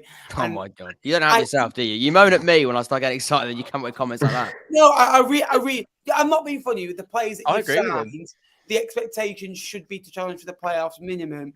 There would be no surprise if Oxford pushed on because, one, they've got a good feel-good factor. They've got a great tight-knit squad that know the roles, that know they're going to play. They know exactly how to play. Manning knows his system. And when you have the ball as well, obviously it takes less time to recover as well because you're not doing as much running and all that jazz as well. And you're going away from home against, Barnsley, Derby winning as well. The tough test tomorrow is against Port Vale, how you handle that, because we saw you manage to get through against Carlisle. Port Vale, let's be honest, have been absolutely brilliant for me. I think that, since the opening day, probably, in my opinion, I think I'd have to give them the respect they deserve for being one of the best teams in League One since that opening day defeat, losing by 7. So it's going to be a really tough game for you. But I think Oxford will be a real challengers this year. And if you win tomorrow, mate, then you're still top of the league. I don't know if you knew that or not, but it's just I've worked out. I've just worked out. If we get 3 points, I think, and I'm not 100% sure. I think we stay there. Let's move on rather swiftly. I'm delighted to say we've got Mr. EFL joins us. So really pleased that Mr. Gab Sutton is kindly with us this evening to go through absolutely everything there is to go through, I'm sure, about League One. And I can't wait to ask him a few questions about Pompey as well. Good evening, Gab. Welcome. How are you? Hi, folks. Great to make my debut. Thanks for having me. Look forward to getting into it. Very much so. Can I go in first, Wardy? Is that all right? Because I've been buzzing you've been to asking this all day. absolutely desperate to ask this question. Go on. So, obviously we all saw your predictions, Gab, and I clicked on it and I thought, this will be interesting because you kind of get to see where he's thinking and it gives you reasoning, etc. And it was relatively early as well, wasn't it? Let's put that out there. Like that came before a lot of the other predictions that we saw. You went for Pompey top and you've backed John Messino to take us up. Would you mind explaining to maybe some of our audience tonight that haven't seen the article why you went for that?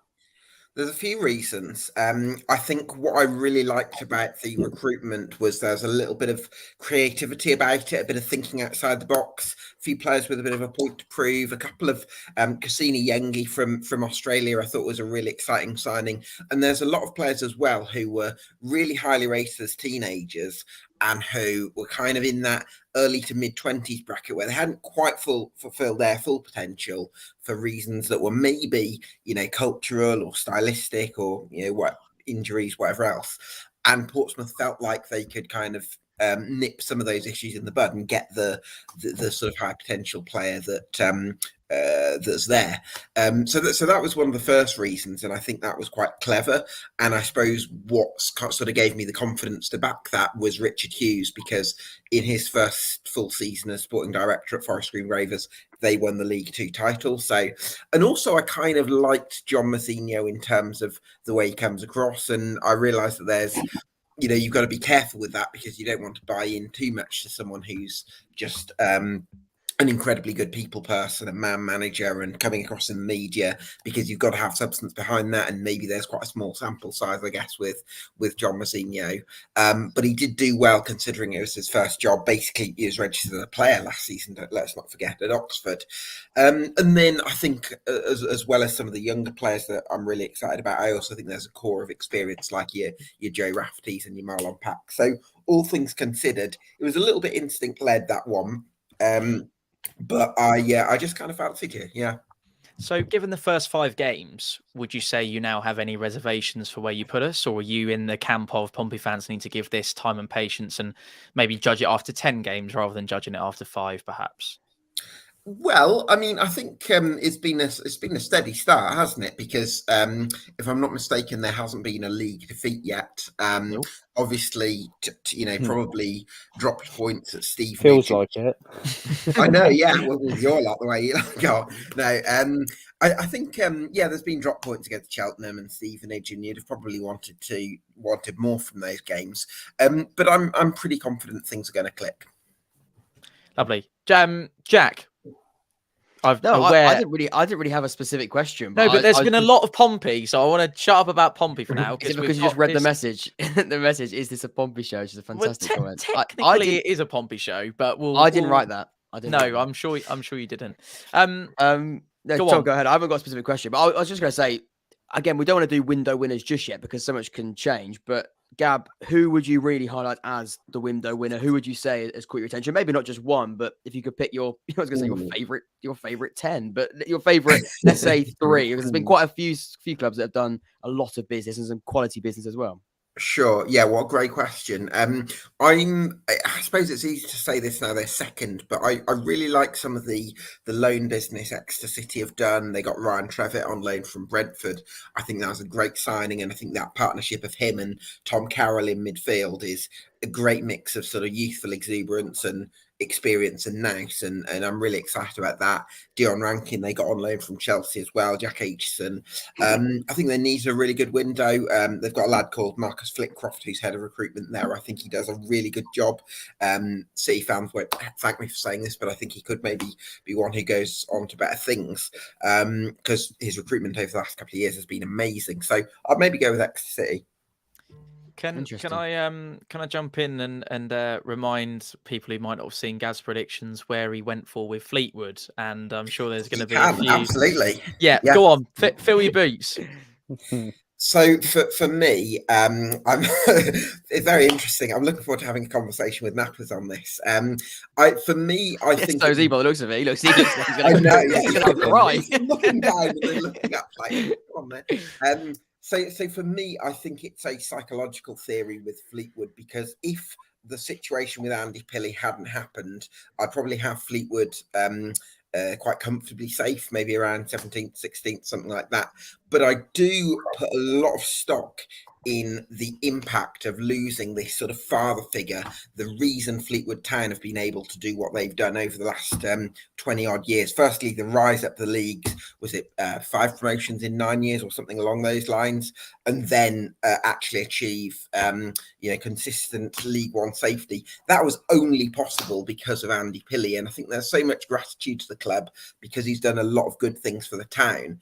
And I think the idea that the sun doesn't shine out of his backside is actually quite a difficult thing for Fleetwood Town fans to sort of face, because he's an icon. And I do think that there's maybe a difficulty from the club to actually accept that challenge. And I think that's going to have a massive psychological effect. Not really so much for a practical effect, because I do think it's business as usual from a practical point of view. But I just think in terms of the mood and the atmosphere around the club, I think it's going to have a massive impact. Ben? Ben, crack on. Yeah, absolutely. And when Gav put these predictions out, I saw the Fleetwood Mafia go at him and all tweet back. My reply was, I put some eye emojis, because like Gav, I had in my predictions Fleetwood very low in my predictions for a number of weeks, and I went over to Ireland actually and watched the team train. I think I watched them twice in the space of 3 or 4 days. Watched them around the hotel, and I kind of thought everyone was kind of going, as you do at the start of the year, everyone was going, I think we can get players this squad, because Fleetwood signed 4 or 5 players. No, at this time, I wasn't saying this because I think there's too many Guinnesses got to them, if I'm honest with you. But at this time, Fleetwood had signed one of the most players in the league. They signed 4 or 5 players very early on. Montgomery came in, Graydon came in very early. Danny Mayer also signed as well. I think that signing was the one that kind of went, well, Fleetwood are going to be up there with signings like that. Ryan Broom. Yeah, Broom as well, experienced. I think Broom's probably been the best signing of the lot, actually, if I'm honest with you. He wasn't that great at Cheltenham, though, last season, Nappers. He wasn't, but he's been good for us so far. He's been hardly given any minutes, but he's a workhorse. He's played right back most of the time he's been here. He's played midfield and not been given an opportunity, but looked good. But I think that says everything you need to know about Fleetwood. But my instant reply was to Gab's tweet. I thought, I think we'll finish bottom. I don't. I really don't. But I can kind of see why Had was in the bottom 4, because the reason why Fleetwood are struggling, there's no leadership there. And it's kind of like there's no one that cares enough at that football club at the moment. And unfortunately, when you're losing games of football and senior members of the staff are going in the bar afterwards, drinking, singing, dancing after you've just gone, second bottom in League One, I kind of think what's that about? But again, I agree with Gab, on all these points. I do think kind of people need to realise that Fleetwood have still got money there, obviously till the end of the season. Then we'll worry. I agree with you on that point, by the way. I'm with you on that point, by the way. This wasn't because Fleetwood run out of money. That wasn't really my thing. No, I absolutely agree with that. And it's the lack of leadership at the moment. But at the moment, we've got enough money to tide us over till January or till the end of the season, I believe. So I think Fleetwood will be all right with that. But obviously, the signings that you've seen Fleetwood signed, they've not signed as many. With loan signings, we let go at 9. I think we brought in 6. So the squad is very slim as well. So I can kind of see where Gab's coming from. At this moment in time, obviously, he's looking a genius, but there's still 41 games to go. I'm so sorry to jump in, but we'll get back to this because it's a fascinating conversation between the two of you. Gab, I wonder if we could come to you on some breaking news that's literally broken in the last couple of minutes or so. Sure. We've had confirmation Elliott Embleton has signed for Derby County from Sunderland in the last pretty much couple of moments. I know some Derby fans in the chat this evening are delighted with that. Excited by that. What's your immediate reaction to that one? What do you think on that deal? Is he going to get on the ball? because the Paul Warne side is very, very direct, and they always go long. For me, I think what Derby needed from this window was a real target man. From memory, someone might correct me, but I don't think they've been able to bring that type of player in. Martin Waghorn, not really. I don't really see him as that role, although he did score a hat trick on Saturday. So yeah, that's the kind of concern. He's a very technical player, very creative, but are Derby going to be able to get him on the ball if they're always often going to go long from the start? Who's going to win the physical aerial duels to actually get Embleton on the ball in the first place? Jakey boy, what's your reaction? What are your thoughts? Well, I can remember him the year they beat us in the player final. He was on loan at Blackpool, and he was scintillating that year in a Neil Critchley side. Against us in the semi-final. Yeah, he did. Him and Ellis Sims had a little bit of a play with Oxford United a couple of times that year, but I thought he was excellent for Blackpool that season. I think Sunderland were sort of regretting letting him go. I think they were even calling to get him recalled for the playoffs, but obviously they weren't able to do that sort of thing. But I think he's had a hard time of it at Sunderland. Maybe he's not perhaps Sunderland have moved a little bit too quick for Embleton. He had a really good year at Blackpool. Obviously, Sunderland got promoted the year after. Was a massive part, I believe, in their promotion as well. And then Sunderland have gone on to do amazing things in the Championship, and perhaps League One is his level, where at Derby County, like Gab says, there's clearly some concerns. But on the ball, I don't think there's any doubt in his ability to drive at full-backs and hit one in the top corner. So for me, if they can get him on the ball in the areas that matter, then I think Embleton will prove to be a pretty big part of this new look Derby County side. Wardy, you've got some donations, mate. Yes, I've just seen. I can bring them up, can't I? I think. Of course you can. You go for it, mate. Look at that. That is technology. Have you spoken to Gab about Oxford's window, by the way? We briefly have done it over on the EFL debate. Definitely go and check that out, by the way, that Gab does every single week. We spoke about it briefly on there. But again, Gab, I asked the question about who won the window. And I was sort of thinking he might mention us, he might not, and if he doesn't, then I'll just ask him directly instead. What have you made of Oxford's window? If again, we've sort of I can't be contradictory. Sort of go Pompey chat and then sort of go heavy on Oxford, but I will say that I have been impressed. But Gab, through your eyes, how have you seen it? Well, I like the fullback additions, because I think what you've got in Sam Long and Jaron Brown is two really solid, steady operators, and I think what you've got in Finn Stevens and Greg Lee are two very athletic, sort of driven fullbacks or wing backs who love to sort of bomb forward, and I think that means that on either side you've kind of got one of each version, and that's very helpful in terms of flipping between a 3 and a 4. I know that in that victory at Barnsley, which I was there for, Liam Manning, when Barnsley went to put on another couple of strikers, Liam Manning actually went to a back 5 when his sort of starting system is back 4. So he likes to have that flexibility. So I think that's really strong. Do you know what? I remember, Wardy, when I had you on my show, you sort of mentioned Mark Harris. I was going to bring this up. You the frown on your head when I said that. Harris, it was like my classic skeptical expression. It was that look of this guy is reading too much about the positivity around this guy. And look, he might still. I think actually, to be honest, Gab, you're not completely in the wrong, because he scored 2 against Derby, 1 against Carlisle. But actually, since then, we are sort of seeing a little bit of him finding exactly how to play with Harris and sort of working out exactly what to do. I think partly because sort of Goodrum's been on fire and other players have sort of maybe taken the limelight away from him slightly. But if he does score only 2 goals away from home, or just 2 goals in general, I mean, 2 against Derby County, I wouldn't take it, but I'd go, I mean, those are 2 very important goals. But how did your view change on it? I think I made the point to you and I sort of came back at you a little bit and said that I don't think he was ever given that real opportunity to nail down that number 9 position at Cardiff. He was always used as a super sub, used as a player that came off the bench, but never really was it was never really the Harris up top that Cardiff was sort of building their team around. I'm not going to ask you to sort of change your view on it, because I don't think I fully I'm backing my own. I'm just hoping myself. But how do you see it now? Well, I do. I've been sort of quite pleasantly surprised that he does seem to be coached to make those more individualistic runs where you say, go and try and get yourself a goal, as opposed to kind of running the chat. Like for Cardiff, it felt like his runs were actually away from the penalty area where he was creating space for someone else. Whereas I think for your lot, the runs seem to be more into the penalty area. And I'm surprised how quickly he's sort of taken that instinct. So, yeah, well done to Liam Manning, I think. We're going to lose Pepe and Reece, sadly, in just a couple of moments. Before we do so, last little bit of Pompey chat, if I may. Reece, first to you. Thoughts ahead of Pompey. Well, we're going to have Jack on in a moment. I'm sure there'll be much more Pompey to come. But just in-depth you, professional opinions from Jack rather than just me just chatting rubbish. Yeah, that's not what I was going to say, but we'll go with it. Your final thoughts ahead of tomorrow. Looking forward to seeing you, as I always do. It's obviously a different Peterborough side to the one that came to us on Tuesday. How are you feeling, just briefly?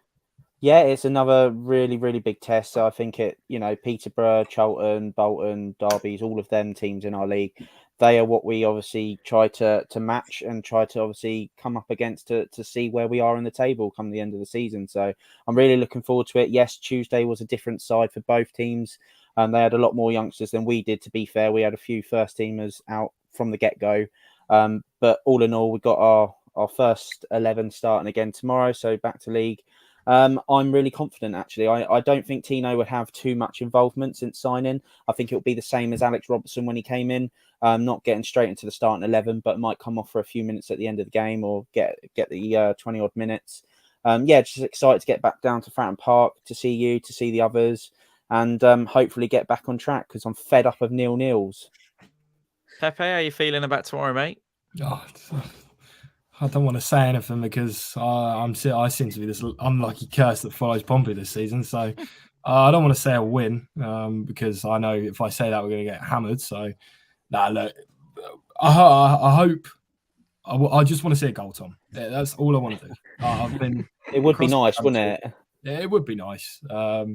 So yeah, fingers crossed. Lovely weather, sunny Fratton, and I'm hopeful of 3 points. So. Yeah, fingers crossed. But I just want to watch a goal, Tom, to be honest. I don't care how we play. I just want to watch a goal. Me too. But before the boys leave us, Gab, any thoughts on Tino Anjorin coming into the football club from your point of view? Obviously, I've seen very little from him, I'm afraid. So, I've seen very little of him. I'm not saying it's about that. I'm not sure about him, to be honest. Tom, I don't know if you've mentioned at all Jay Mingy. I don't know if that's been brought up. Colchester, yeah. Yeah. He's got his championship move. Yeah. I wanted to bring that up because I saw it earlier and that was probably one of the biggest things at the end of the window, wasn't it? At the start of the window, sorry, and at the end of the season was what's going to happen with Jay Mingy.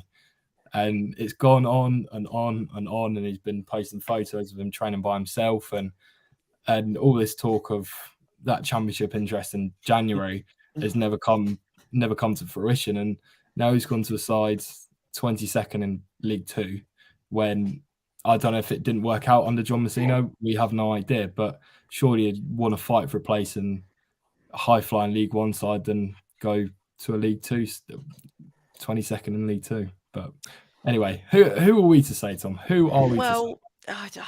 I feel like it could have been something with Jay Mingy at Pompey. I really do. To this day, I thought he could have been. He would have signed that deal, and he would have fought for a place in Pompey's first team. To this day, I still believe that. Last year, and he was emerging, and we thought, here we go. This is our new midfielder for the next 3-4 years, and just like that, he's gone by the end of the season. So. Even with the 14 new additions at the football club, I think if Jay Mingy was still a Pompey player without the contractual issues and the agent issues and whatever's followed him around over the summer, I still think he offers something different to the squad out of all the, with it. And probably a major part of the incomings has been that midfield, hasn't it? But still, you'd still look at Jay Mingy and think, he still offers something different. But I suppose new challenge, see how he gets on at Colchester. I don't know whether they're crying out for a Jay Mingy type. I'm sure they probably are. They have regular games now in League Two, as we know, because with Pompey, although he was something for the future and we could all clearly see a talented player, he was never having that regular spot every single week in the league. So now if he's got the time to prove himself in that league, then other clubs will look at him and he might get that championship move that he really, really wanted. Lovely. Boys, it's 9:30. So Pepe, Reese, thank you so much. Look forward to seeing you both tomorrow. We're going to continue the conversation here on 4-0 Sunday Live tonight. Let's have a little look further around League One. Actually, Jake, let's come to you on Elliott Embleton, mate, if we may. That's something that's happened relatively recently as such. I've lost. What have I done? I've had an absolute mare here. Here we go. It's coming. Don't worry. Give me a second. Jake, talk for a bit and we'll... Oh, there we go. We're all sorting ourselves out now. Elliott Embleton, did you give us a reaction earlier on? I did, mate. Yeah. You also Sorry, just called it Ben. 4-0 Sunday Live, Tom. Yeah, he's having Did I? Fault to habit. Sorry. Very. Also, If as well- you haven't watched those, sorry. check them out. They're very good. 4-0 Sunday Live. I was going to say we should say thank you to the people that have donated money to the stream Go today. So on. we never actually Go got for it. around to doing Go that. through them. Sam says we got 3, I think, in total. Sam started off. Thank you very much, Sam, by the way, for your donation. It is just very, very nice of you. And you don't have to do that. Trust me, you don't. Oxford's window has been very good. Jack, do you think the change of approach was fueled by Liam entirely or learning from the Robinson? No. It's clear the character of a player has been along. Clear character of a player has been along with the ability. Yeah, I'd agree with the point there. Learning from the Robinson era in terms of learning the mistakes of the Robinson era, definitely not from learning from Robinson. I wouldn't learn from him directly. And not that he was a complete disaster from start to finish, but I'd say that come the end of his time at Oxford, it was a disaster. It's ironic that we're talking about the transfer window, and Sam, I'm sure you're very intelligent, and that's why you brought it up. The transfer window last summer from Oxford United was absolutely awful. It's amazing what 365 days can do in football. We were bringing 31-year-olds that broke their leg 3 years ago in the Championship and haven't quite kicked on since, and hoping they're going to sort of turn their career around. And breaking news, that didn't happen. So yeah, in terms of learning from the mistakes of the Robinson era from last summer, we definitely have. We're bringing in a much younger squad. The average age of the squad has absolutely plummeted. I think you look at the Barnsley team that finished, and when we beat them, I think there was no player over the age of 30 on the pitch, which I think shows really how Liam Manning is looking to build a side that is much younger than it normally and was before. And changed by the approach, yeah, definitely Liam Manning's been a key part of that, a crucial part of that, and a large majority of it. And character is definitely there. I think Greg Lee is a perfect example of character. We watched the interview, and Ipswich fans they were banging on about how Greg Lee is an amazing guy. And until we actually saw him for the first time doing media duties for Oxford, we didn't quite grasp it. But you can just see in his character and the way that he comes across. He's so upbeat, he's so enthusiastic, he's so energetic. And that's what Liam Manning wants to have around the building. He wants to have positive people and people that want the best really for the football club and where they are currently playing their football. And that's a big reason in that. So, Sam, thank you very much for your donation. Thanks very much for your comment. And hopefully I've answered that in the best way. This one's for everybody. I think we've got to jump into Charlton conversation deeper, and we've got a Charlton fan coming on later in Josh. I'm sure he'll go into more conversation around that topic, but Charlton fan 18 has donated. I want to say that's Norwegian currency. I could be wrong. I think that might be. Not a clue. I'm going to guess Norwegian. It's but North Korea. You Is sure? it? Yeah, because I've had that before. North Korea. Interesting. go. Well, 59 North Korean, and then whichever currency that is coming into. We Charlton 59 have done knocks, good mate. business. 59 Yeah, knocks. I'm a little bit. I'm trying to work out exactly what it is before I start saying it. But there we go. With Charlton have done good business, and Ladapo and Tedic in its time with proper tactical manager and not holding to prove it. Norwegian, sorry. It is I Norwegian. said Norwegian. He was convinced it was in North Korea. There we go. £4.39 it translates to. Very, very kind of you, Charlton fan 18. Jake, we'll come to you on this one. Charlton, I mean, Ladapo and Tedic will be fantastic. I think Tedic is much closer to completion than Ladapo. They were linked with Ladapo. They are without a manager. They've got, of course, Ben's Fleetwood tomorrow. But in terms of the whole Charlton conversation, we spoke about it on our reflection time, didn't we? And I described it as just really confusing. They had a good summer, and now they haven't got a manager. And I actually think today's business, on the whole, has been very, very promising. If they had a manager and a good start to go with it, you say Charlton are, top of the tree in all departments, but it hasn't quite worked out that way. Yeah, no, you're starting to get a little bit worried for Charlton off the pitch. I understand that obviously they've had a takeover and Dean Holden successfully sort of dealt with that off the pitch. I thought they were pretty good on the pitch towards the back end of last year at times. I know I went to the Valley and thought they were pretty good. The summer recruitment, it started off with a bit of a bang, didn't it? The likes of Eden and Isted and Jones and Kamara then came in and Alfie May, and you're thinking Charlton are seriously going to be contenders. I mean, I put them third. You boys would have put them pretty high up. I'm pretty sure Gab went big on Charlton this year as well. Yeah. And then they had the start they had, and you know what? It's no means to sack a manager after what was it, 5 games. It's a bonkers decision, but it could still prove to be the right one. That's how weird football could be. Charlton could go on and appoint a manager, have an immediate impact, and just ride the momentum from there. So, look, it's difficult to see who they get in, but the business has been great. Personally, if they can bring in Tedic, I think he was at Barnsley last year, was he? Scored a couple of goals there, I seem to remember.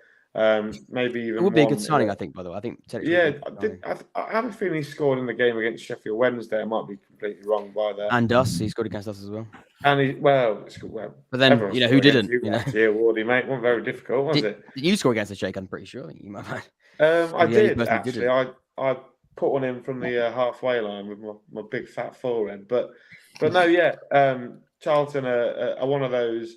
You can understand why a new ownership model wants to come in and appoint their own man, because they want to do things their way. But Dean Holden looked like he had a good thing going on. And yes, the results at the minute weren't showing, but I seem to remember Blackpool, the year they got promoted, had a really poor start and then pretty much dominated the league, 2/3 of the way through and ended up getting promoted. So a poor start doesn't mean a bad manager. So for me, I think Charlton have made the wrong decision, but you never know, do you?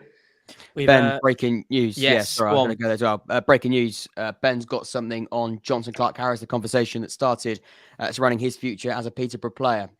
Ben. Yes, absolutely. And obviously, I think Darren McAntony obviously is a very shrewd businessman, very open as well, which I think obviously Andy Holt's been like similar at Accrington, but Darren McAntony for me is the best in the business at it for letting football fans know about what's going on. And he's obviously let Jonson Clarke-Harris, obviously the bid has been accepted from you'd guess a League One football club, and I think that's going to be Bristol Rovers surprisingly, actually, I don't pay for this. It was leaked on Twitter. Joey Barton actually tweeted something on his subscription page on Twitter of 3 prayers, a heart, and then hashtag transfer deadline, something of that. And someone read it as, was the 3 prayers for JCH? Look, it could be me reading into nothing. It could be. But Joey Barton, believe me, I know him from my days. He is. Is he that cryptic? Yes, he is. Honestly, Joey Barton is one of the most cleverest bloke you'll ever meet. Honestly, that you don't see it, but he's a very clever. He's been on Question Time. He's just sometimes he doesn't act like a clever. He's been on Question Time. That is one of the key ingredients of being a top football manager. By the way, the 3 prayer thing, that could literally mean anything. You literally it could be I love chocolate. I mean, it literally is very, very open in terms of what that could mean. But by the way, we have got Charlie Hayne from One Rovers Logs coming on later. I think Bristol Rovers is the football club that he's most likely going to join. He can tell us more later. But interesting that, like you say, I think having that open nature from the Peterborough owner about basically saying that they have sort of had a bid accepted, or accepted a bid, should I say, rather. That's very, very intriguing and I think really open and positive. Can I jump in with a direct quote from Darren McAntony, literally posted on Twitter 4 minutes ago? We have given JCH, so Jonson Clarke-Harris, permission to speak to a club tonight over a permanent move over to the club and player to agree terms. So, I mean, I know this guy, and Gab, more than welcome for you to jump in on this, because I know you have a strong opinion, I'm sure, an opinion of somewhat on Darren McAntony, but at 9:30 on transfer deadline day to be tweeting something like that, that's clearly something that's in the works and is moving at quite a pace, you would have thought. Well, do you know what? I think in football this year, I'm sure I remember Man United, when they made one of their big signings in the last couple of years, they actually put a tweet out about the situation before the signing was actually official, just to kind of clarify it. And I feel like that was kind of like a groundbreaking moment where information in this day and age travels so quickly that everything is so open that most of the time fans seem to know that a player is going to come into their club before it's actually happened. So I feel like the idea that a chairman would just stay quiet, I don't know. I'm not sure that that necessarily that principle makes sense anymore, just because there's so much information and sometimes misinformation that's kind of flying around. Sometimes actually it makes sense for clubs to just provide a bit of clarity. I was going to say as well with Jonson Clarke-Harris, and I could be, I understand we've got lots of Bristol Rovers fans in the live chat. Excuse me. So don't take this the wrong way. I understand he was there before, and he was a very, very well liked character at Bristol Rovers before his move to Peterborough. I'm pretty sure that was the straight move that he made, and he's going to go back there, as we believe.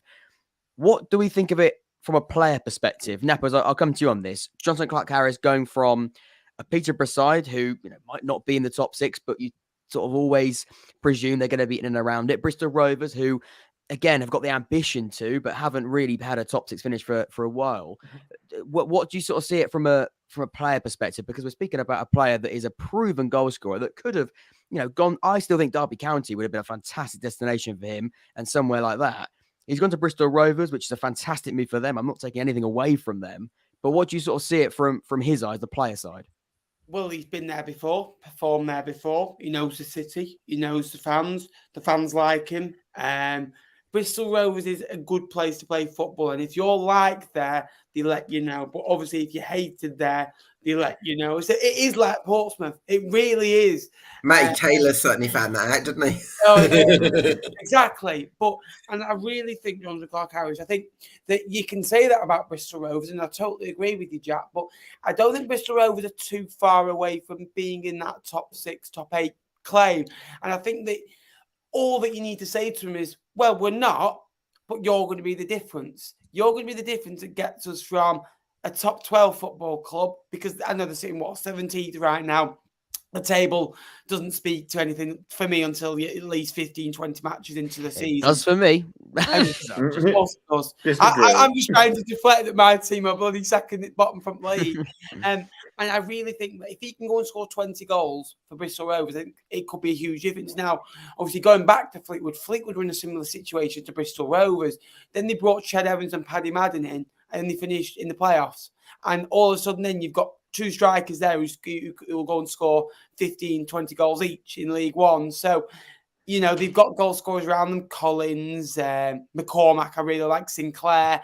And they are just lacking that one prolific goal scorer that will score them a few. So if you can go, and also as well, they can get them that slightly bit cheaper, I believe. But if there is a sell-on clause, I'm not sure if that's actually in. But it'd be interesting. I'd like to see him go to Bristol Rovers because I think it would really shake up the League One, merry-go-round. Just wanted to jump in and say that Peterborough United are at Fratton Park tomorrow, and I would be absolutely delighted if they could get this move over the line. I wouldn't. We play Bristol Rovers tomorrow. I'd be bloody terrified. Surely. I don't think the deadline would allow him to play. Oh, thank God. Anyway, speaking of Pompey, I'm delighted to say that we are joined by Mr. Jack Hancock from Hancock Analysis. And as I add him in, I need to make sure that we have enough slots for people to come back in. So there we go. Good evening, mate. Welcome along. Lovely to have you with us. Sadly, all the people that don't want Pompey chat, maybe look away now because we'll get back to that in a minute. Maybe open with your thoughts on Jonson Clarke-Harris, this revelation we've had in the last couple of minutes. Yeah, cheers for having me, mate. Unfortunately, unlike with Reece and Pepe, I'm the boring one when it comes to Pompey because there's nothing fun about my work. It's all very analytical and very process. I mean, he's a fantastic player, and he is the type of player that if you are a Bristol Rovers, you bring him in, it's a real statement, and he's a fantastic footballer. He'll score you goals, and we kind of saw it at Fratton Park. Maybe they were just missing a bit of cutting edge. But yeah, cheers for having me, mate. It's gonna be good. Let's get cracking. We will get cracking. We'll get on to Tino in just a moment. Wardia, I would like to jump on this one, if I may. Charlton Fan 18 said thoughts on the Cowley brothers takeover to Charlton. I'm sure Gab will have an opinion on this as well, because I know he's been lucky enough, like myself, to speak to Danny Cowley at length over the last couple of years. It's an interesting one, isn't it? It's one that myself and yourself, Wardy, spoke about yesterday on your video, and that one's come out on his channel, by the way, now. So if you want to go and give that a watch after the stream, then please do so. I was making the point about the kind of Cowley would be able to play up to the community aspect. You go, Charlton, a big club, suffering hard times. He's getting back to where they want to be, buy into the whole idea of a football club. Wardy, you're a little bit more reserved on it, weren't you? Do you want to just, for the people that might not have watched the video, just go into that a little bit? Yeah, I worry a little bit about expectation. I worry a little bit about the fact that you're bringing in a manager that Charlton's expectation, whether it is right now or it isn't, is to get out of League One. That's what they want to achieve.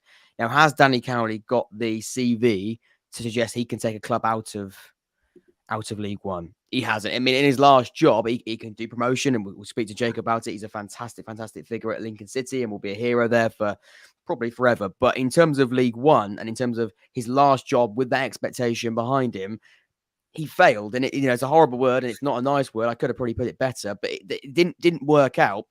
Gabby's wanted to speak, I think, there, or that are yawning. I would love to the chance to come back at you a bit on that. Yeah, that's fine. I mean, Gab, you can come back at that now. I just don't. I think expectation-wise, I'm a little bit concerned about it. He went to Huddersfield. Again, there was an expectation there. Didn't quite work out. Pompey, he was backed under quite a few windows. That didn't work out. I don't see a manager in there that's got the, not minerals, not bottle, but the ability to deal with the high expectation that could potentially swallow him up at the Valley. Sure. I think that it's probably the first thing to say. I think, I appreciate how you're not in the conversation for a struggling League One job if the Cowley brothers' last 4 years or so had gone absolutely to plan, because 4 years ago they were the EFL's big next top managerial property. So that's kind of par for the course. But I would say that at Huddersfield, when they were threatening to do what Sunderland did, they kept them up comfortably, I would argue. And at Portsmouth, although I suppose it was ultimately a failure, I do think there was a little bit of bad luck there, because 6 wins in 12 normally gets you into the playoffs in its first season at the back end of 2021. Results elsewhere meant that wasn't quite the case. 73 points the following season could probably get you into the playoffs. Results elsewhere kind of meant that tally fell quite a bit short. And then the following season, Pompey actually started brilliantly. And I think it was 20 points from the first 24 games of last season. And then they had this crazy situation where 4 central midfielders were all absent and 2 right backs, Tommy Lowry in midfield being one of them, which I think was a big factor. And there was this sort of slump of 1 win in 13. But I do think that run is kind of distorting the whole picture of the Cowleys and how good they are, which I don't think is fair, because there's managers who were lauded last season, like Kieran McKenna and Michael Duff, and quite rightly, they did incredible jobs, more than deserve their chance in the Championship this season. They had their best 11s fit. Danny Cowley didn't, and I appreciate that. Yeah, having interviewed him a couple of times, this probably looks like a little bit of favouritism, but I genuinely feel it. I think they're a good management team, and I think this is a good opportunity for Charlton to take them while they're available, where they might not be in future. So if you're the Charlton owner, sorry, Gab, if you're the Charlton owner, you appoint Danny Cowley tomorrow. I think he's the best of the options. Yes, I would say people may disagree with me on this, but I would rate him probably above some of the other candidates, including maybe even Darren Moore. I think that they've got huge potential, and I think I think they'll go on to manage in the top 2 leagues. Go on in, Jakey son. I know you're itching. Yeah, I mean, I am probably the most in favour of Danny Cowley person here, and there's 2 Pompey fans. I'm well aware of that. He's a massive part of Lincoln City folklore and will be forever. I think you're slightly harsh rewarding what you said on Huddersfield. I think they hadn't got a point after 9 games when they went in, kept them up. They, like Gab said, they were threatening to go back down into League One after being relegated from the Premier League. Kept them. I thought they were really unfairly sacked actually by Huddersfield at the time. They did the job they went in to do. They actually beat Huddersfield that season in the Carabao Cup as well, which is probably what got their attention. Huddersfield beat Huddersfield. No, he managed Lincoln, and we beat Huddersfield in the Carabao Cup, which is 3 weeks later they ended up going there in a deal. But yeah, no, I think at Portsmouth, like Gab said, I think it's difficult. Pompey has proved to be to several managers to be a bit of a poison chalice at times. It's difficult to get you guys all on side. I know there's a lot of you, which is probably why there's not so many of us. There's about 6 of us in my garden shed. But no, yeah, I think he did okay for Portsmouth. Like Gab said, there were circumstances that led to him not having his best squad available. Had Danny Cowley got his best players available, I have absolutely no doubt that he would have had Portsmouth in the Championship by now, because that's the sort of manager he is. And if he goes to Charlton, they're a club that needs somebody to go in there and make everybody sing from the same hymn sheet. There's a lot of disconnect at Charlton at the moment between the supporters and the board, and they're not too sure what's going on. I think Danny Cowley would be the perfect candidate. Ben, you're very excited. Go on. Come on! Fleetwood have tweeted, do not go to bed. Watch this be. Buy your match passes for Fleetwood's trip to I tell you what. Which is as well, Ben has just said that Cashin has not travelled with Derby for tomorrow's game due to a late bid from Norwich City. Really interesting that. Of course, Cashin, we spoke earlier about Brighton being in for him. A few clubs, Championship and the Premier League looking at Cashin, quite rightly so. Fantastic start to this season, fantastic player at Derby County. He's not travelled with the squad with Derby tomorrow. Late bid from Norwich City. Ben, any ideas on what may or may not be going on? Have you got an inkling? That Edwards from Arsenal. You think? Okay. And you'd be happy with that, wouldn't you? Yes, very happy. Then we've done 2. I can kind of settle on that. What position is he at? He's like a right winger / right attacking midfielder from what I'm seeing. Good goal record, yeah. They're 20, 21 and 23. Yeah. I'm assuming we're going to have to wait a couple of minutes before the official announcement. So while we do that, I'll bring the conversation back to 20 last year. Back to Hancock, if we may, on Danny Cowley. I probably know what he's about to say. We all sat there and watched the injuries just dwindle away at the Cowley era, really, Jack. But which side of the fence you on? Are you on the kind of the Jake and Gab where he's a man that's really unlucky, or and in terms of the Charlton job as well, are you back in Wardy was saying perhaps it's just slightly too big for him at this moment in time? It doesn't feel right. Doesn't feel right. It doesn't feel right. Without going a bit too political, I think he was unlucky, but you could argue he kind of made his own luck, because if like every signing we made, we went injury record, risk of injury. And then, when all the injuries tot up, you can't exactly sit there and say you're shocked. As for Charlton, I don't know. I think the pressure's a bit too big there, and it does feel a bit like a poison chalice to an extent, a bit like Pompey, you could argue. If I was Danny Cowley, which I'm clearly not, and he's a way smarter guy than me, I'd probably wait. I think there'll be better jobs that come up that suit him and Nicky more. And it's a shame it didn't work out at Pompey, because I love them. I think they're utterly fantastic human beings. Maybe tried a bit hard at times with the "This is Portsmouth" every week, but no, I've got the utmost respect for Danny and Nicky, and I wouldn't want them to take the job on a personal note, because I think they can do better, but I just think there's better jobs out there for them. Gab, so going forward, Jack. Oh, sorry, Ben, go on. I was just going to say, going forward on Jack's point, we spoke about earlier about you signing 14 new players.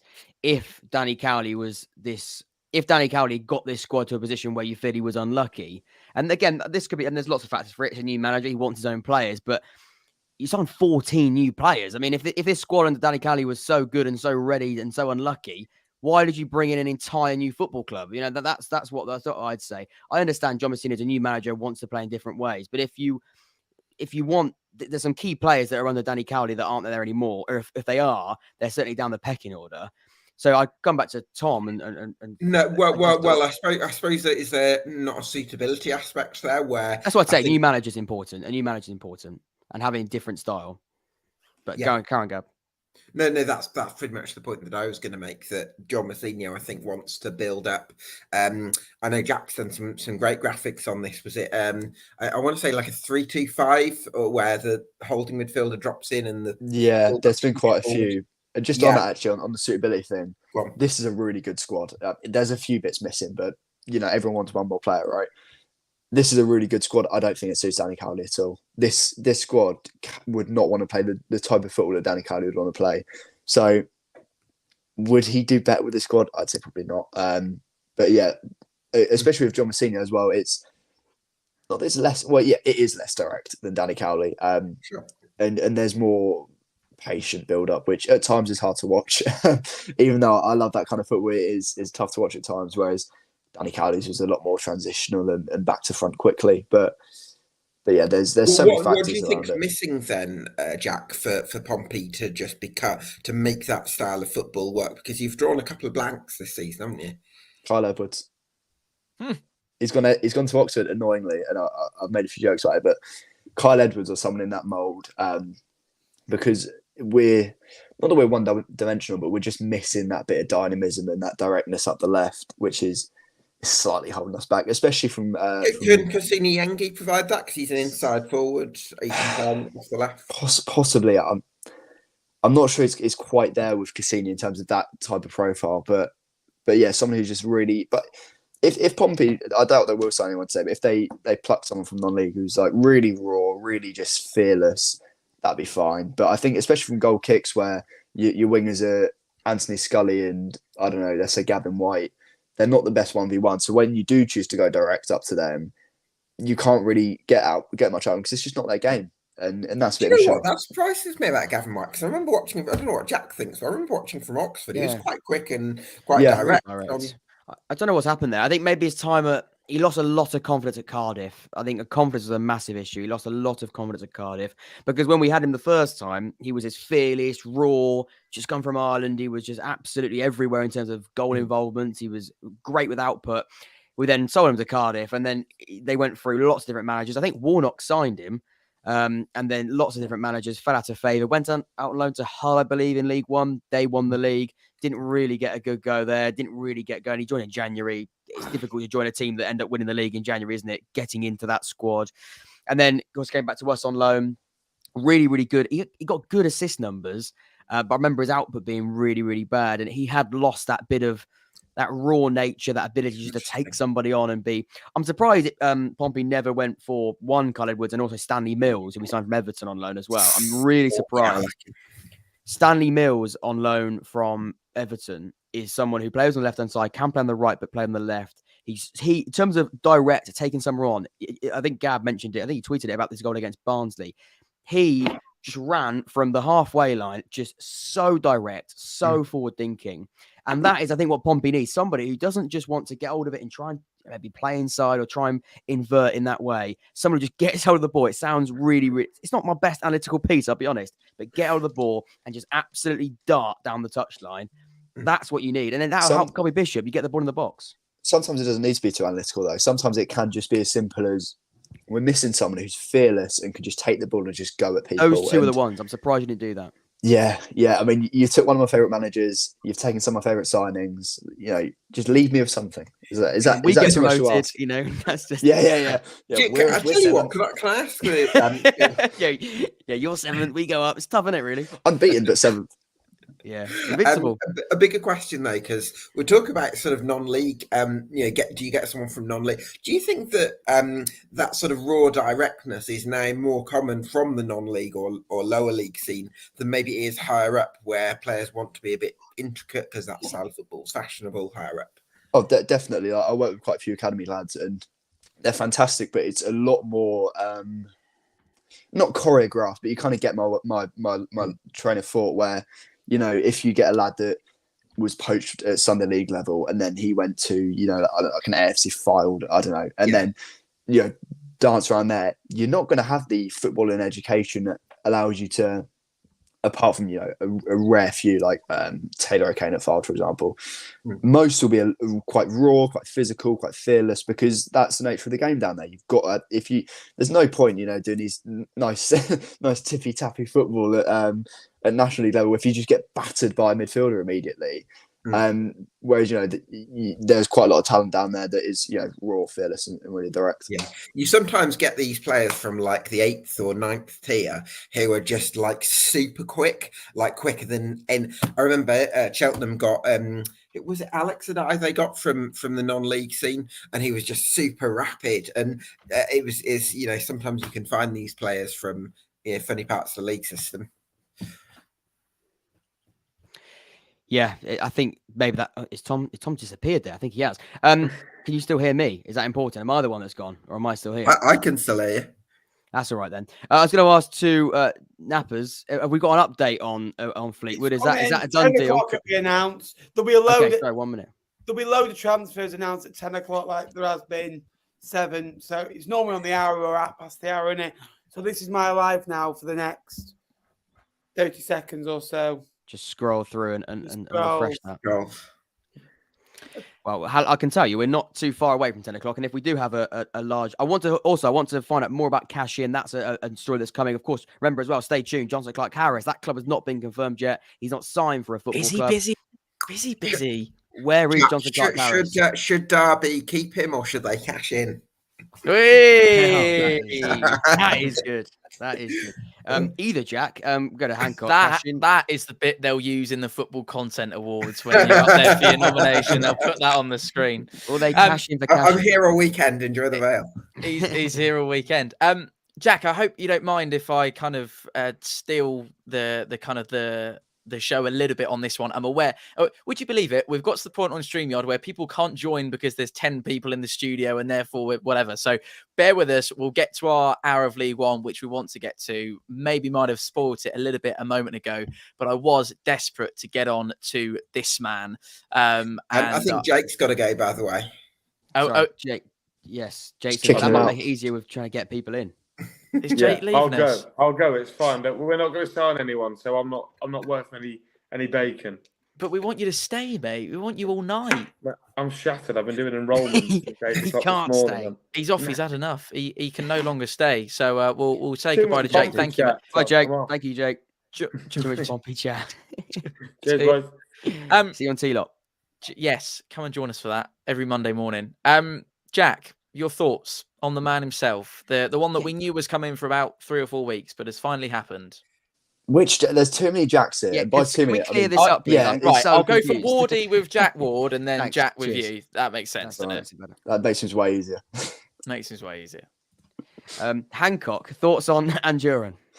He's very good, isn't he? He's very good at football. But he's just made of like glass, which is, I feel like I say that quite a lot about our signings, but just kind of when I do my research for the players, not that it's a chore sometimes, that you're kind of going through the motions of working out what they're good at, what they're not good at, and doing the research. Whereas for Tino, it was just a joy. I put my feet up. It was great to watch. He's just such a talented individual, and so positive in both his personality, but also his play, which is really nice. And upper championship quality in terms of just that raw talent, whereas the injuries haven't been. It's not even that he's injury prone per se. It's more that they just come at really, really unfortunate times, which has really halted his development. But hopefully, he can sort that out and get a bit lucky. And just to we'll chat about that later on. You and I wanted to get this in because I saw you put it out on Tuesday night for tomorrow. I know he probably perhaps wouldn't be starting. This is what I went with from a Pompey point of view earlier on today and knocked it together. And I thought, why not? And if you can't see that on your screen, I didn't have time to add sort of names and whatever. If everyone can see that, that's great. If you need to put your glasses on, everyone at home, please do.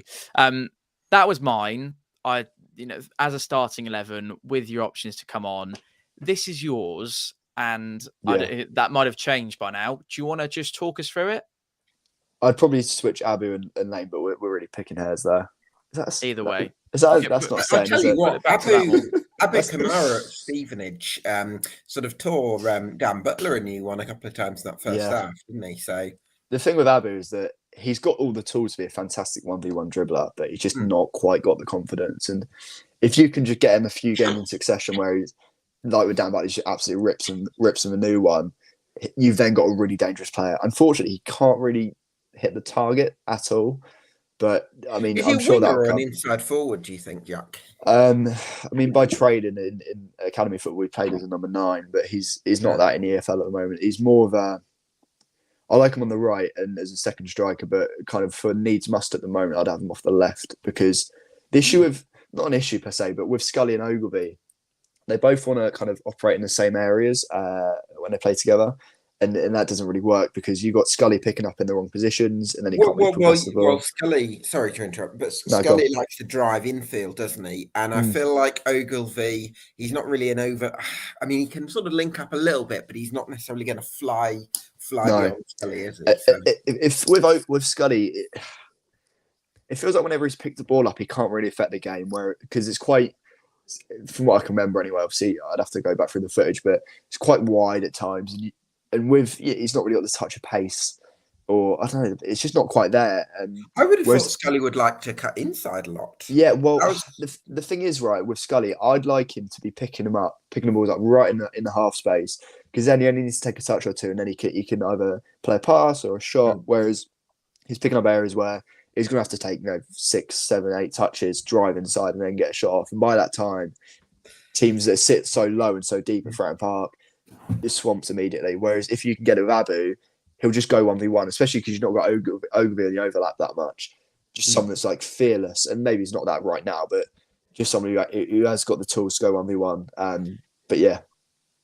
So the reason why I brought the graphic up on the screen, and I'll pop up a swapped over Paddy Lane and Abu for you, is where does Anjorin fit into that side would be the question.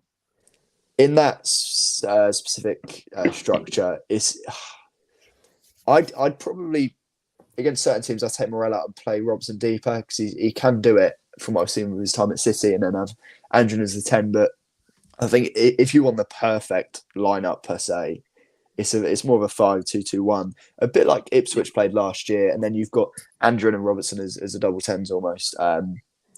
But yeah, in that specific structure, I'd probably have Robertson a bit deeper to help out Pack. And definitely be nice to see him for half an hour tomorrow for definite. We're going to bring in a man who is going to be delighted tonight. He's a Derby County fan, and he's here with us. And I'm sure we're going to chat about the new arrival in just a moment. Welcome along, mate. Lovely to have you with us. We'll get you in just one moment. Before we do, we must go back to Mr. Fleetwood Town. What on earth is going on? Do we have an announcement? Yeah, so they just tweeted a picture of that. Never trust a man with 2 first names. So it's not like Carnarvonian Edwards, whatever his name is. Or is it? He's got 2 first names. Could be. Ah, yes. Never thought about that. What? We never thought of what it said. Right, Jack. All right, my head's not working right now. Do we I'll still take think it's it. this Edwards guy, do we? Yeah, should be. Right. Well, So what was 2 first names about? I don't understand that. Edwards his first name as well, isn't it? No, Edwards isn't the first name though. Edward is, but Edward. Yeah. Nappers, what's the name of the player? Is it Edward? what's the guy's name? Keon We have Edwards. Right, you're asking the guy that couldn't pronounce We're asking the Fleetwood fan. We're asking the Fleetwood fan. Anyway, I was thinking of like John Joe O'Toole. Edwards isn't really a first name, is it? I mean, if it is, then Fleetwood had an absolute stink with the announcement, because that is pathetic. That's not a good way of It using makes that. no sense at all. Anyway, we'll come back to Fleetwood later on. I was thinking in the name of like John Joe O'Toole, where he's got like two Yes. first names. JJ JJ, yeah. Anyway, we'll come back to Fleetwood. We'll come back to Fleetwood shortly. They might eventually announce a signing. They're just dragging this out as long as they can. Work out We'll who come this bloke is.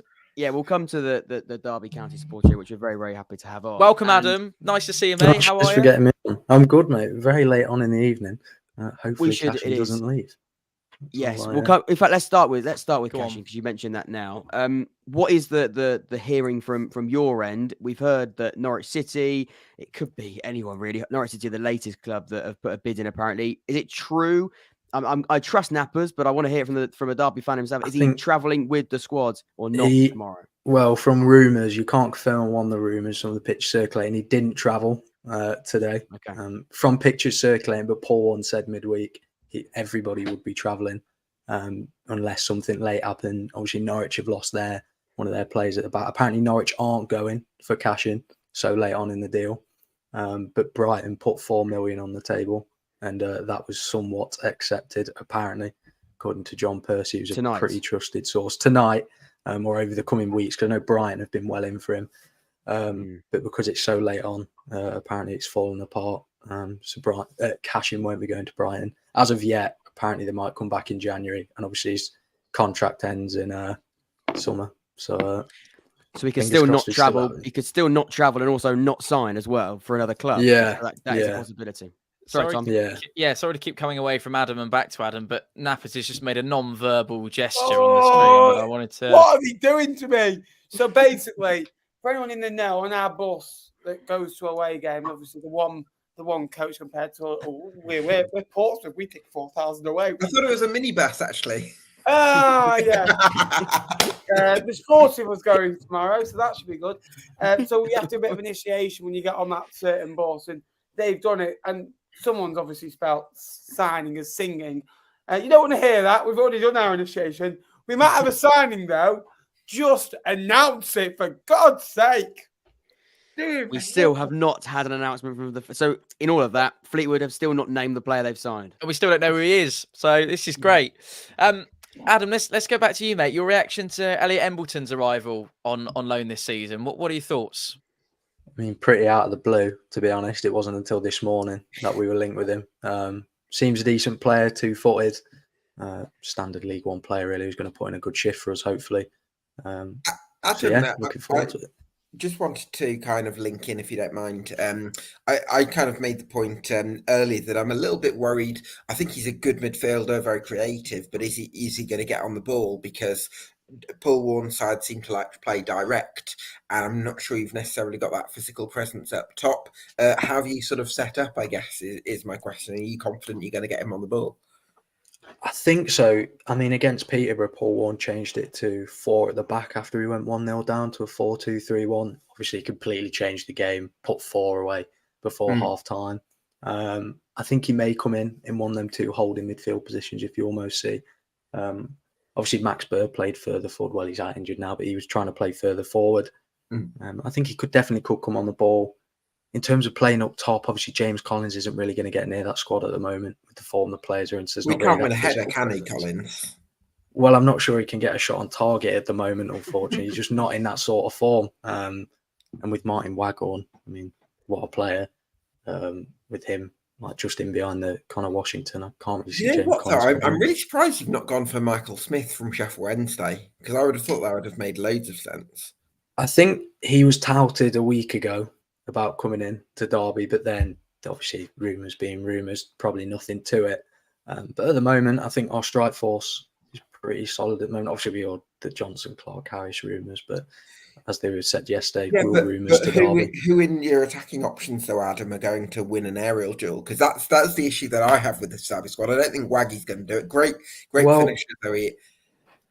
I'm not sure that we're going to play much direct based off the Peterborough win, in my opinion. Obviously, much of the football was played along the floor, coming out wide, and then obviously the low cross in by Thompson, which obviously fell to Waghorn. I'm not sure that we're looking for that aerial presence that many people thought we'd go for. I think maybe the 3 and behind will do a lot of the footwork in terms of scoring the goals, like we saw against Peterborough. I mean, I hope we continue like we did after Peterborough.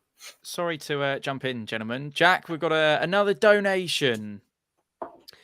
What? Sorry, I didn't even. We do indeed. I'm here for this lineup. That is, I believe, referring to the Pompey lineup that was put up and his.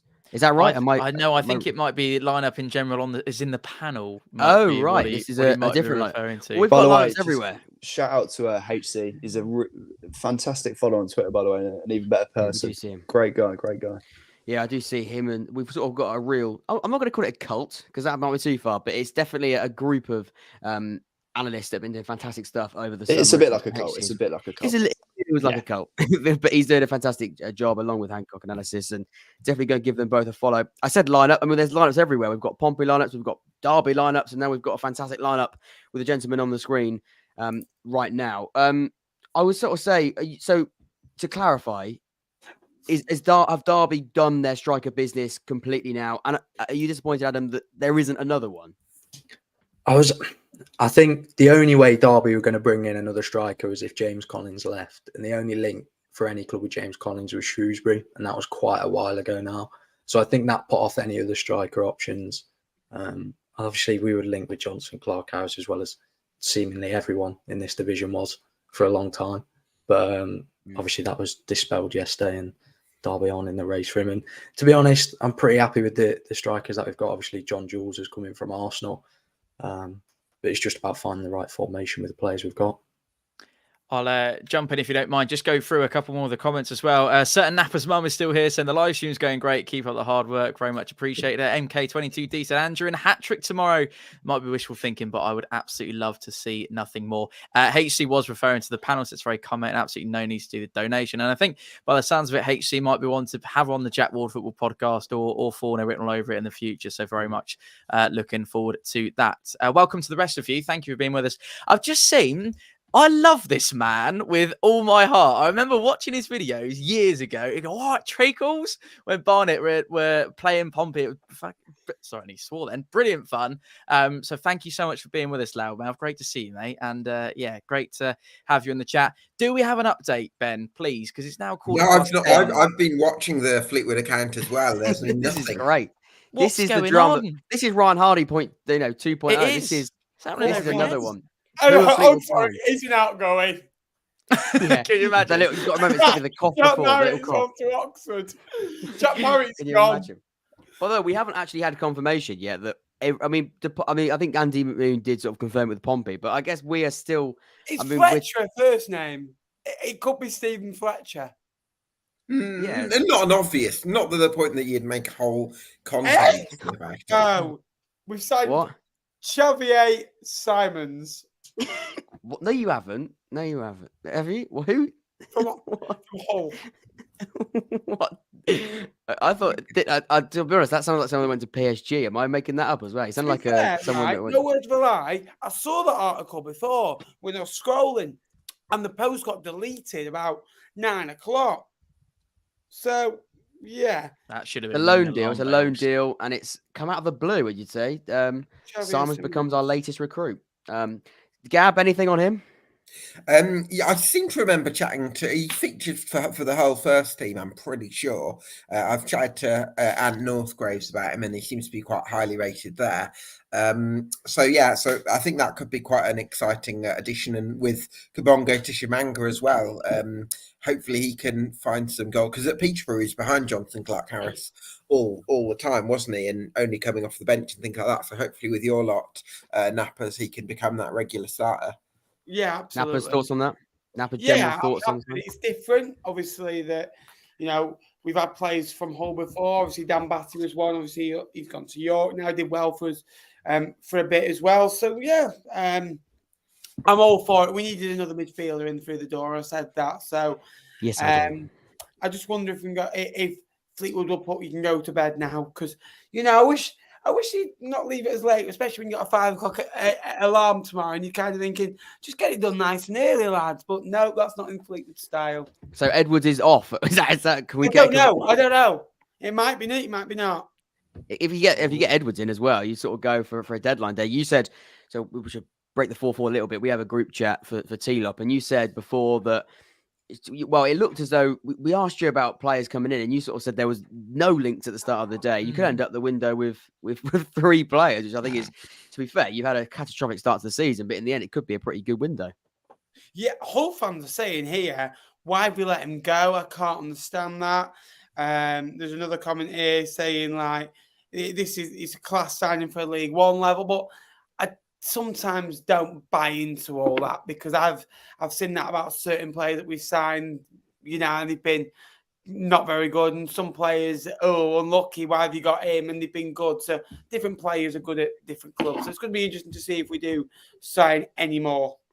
We'll get some, speaking of any more, we'll get some more League One voices on the panel for you in just a moment. Before we do so, a big thank you to Gaz, who's donated us $10. He said, keep up the great work, gents. You're a credit to your clubs and League One bands to play at Pompey. So thank you very much for that, mate. And looking forward to having you back on the channel very soon and seeing you very soon. It's just coming up to 10:20. Good evening to you all. Welcome along to Transfer Deadline Day live across Full Near Written All Over It and the Jack Ward Football Podcast. We are not going to add one League One voice. We're going to add 2 to the conversation now. We're absolutely delighted to welcome in Josh, who's a Charlton fan, and we'll also have Matty join us as well, who Charlton have been relatively busy recently as well. So looking forward to getting into the conversation with him. First, Josh, I think the obvious place to start will be the managerial hunt. We chatted about Danny Cowley earlier on in the stream. I'm not sure if you were here to hear our conversation on that. What's the general state of play at the moment with Charlton and the next manager incoming? Difficult question. I know as much as the next man does, to be honest. From what we've known, we've got Cowley, Appleton, sort of the main 2 that have come out and said that, not that we know, definitely been interviews. We know Darren Moore's on the list as well. I don't know whether he's had an interview yet, but one that seems quite popular with fans is Lee Bowyer.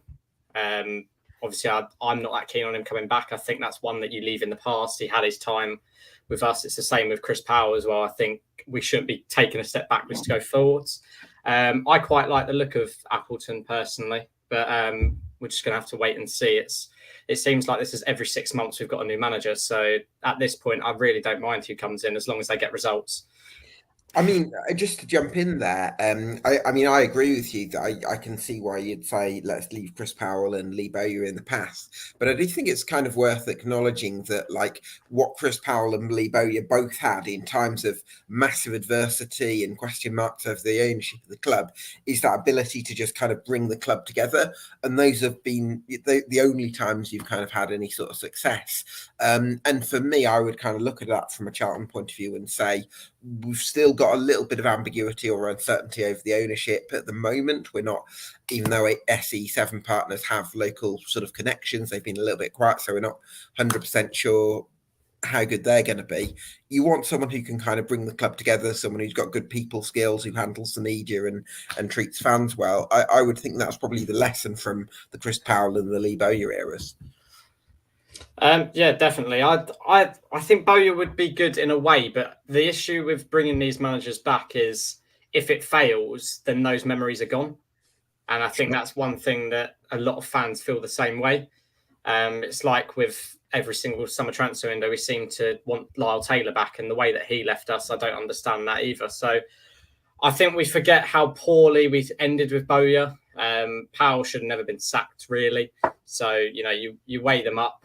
I wouldn't be opposed to Bowyer coming back in, but it's just if it doesn't work out, then 2018-19 sort of just goes further and further back into the memories. Is there a world in which Jason Pearce could be the next Chris Powell or Lee Bowyer? I'm not sure he's ready yet. Obviously, it's his first time. He's still young. You know, it could happen. We don't know yet. If he starts picking up results and we can't find the right suited of manager in, then why not give him a go? I've always been a fan. Like when Johnny Jackson started getting results, I think that was one thing where Adkins lost the dressing room completely. Jackson came in and sort of got them all going, and I feel like Pearce will do the same. So it's see how long he's in the job first before I even think about anything like that. But yeah, I don't think he's ready yet. Go on, Morty. I was going to just say a little bit breaking news away from Charlton. A source that has been sort of around the nose a little bit over the summer.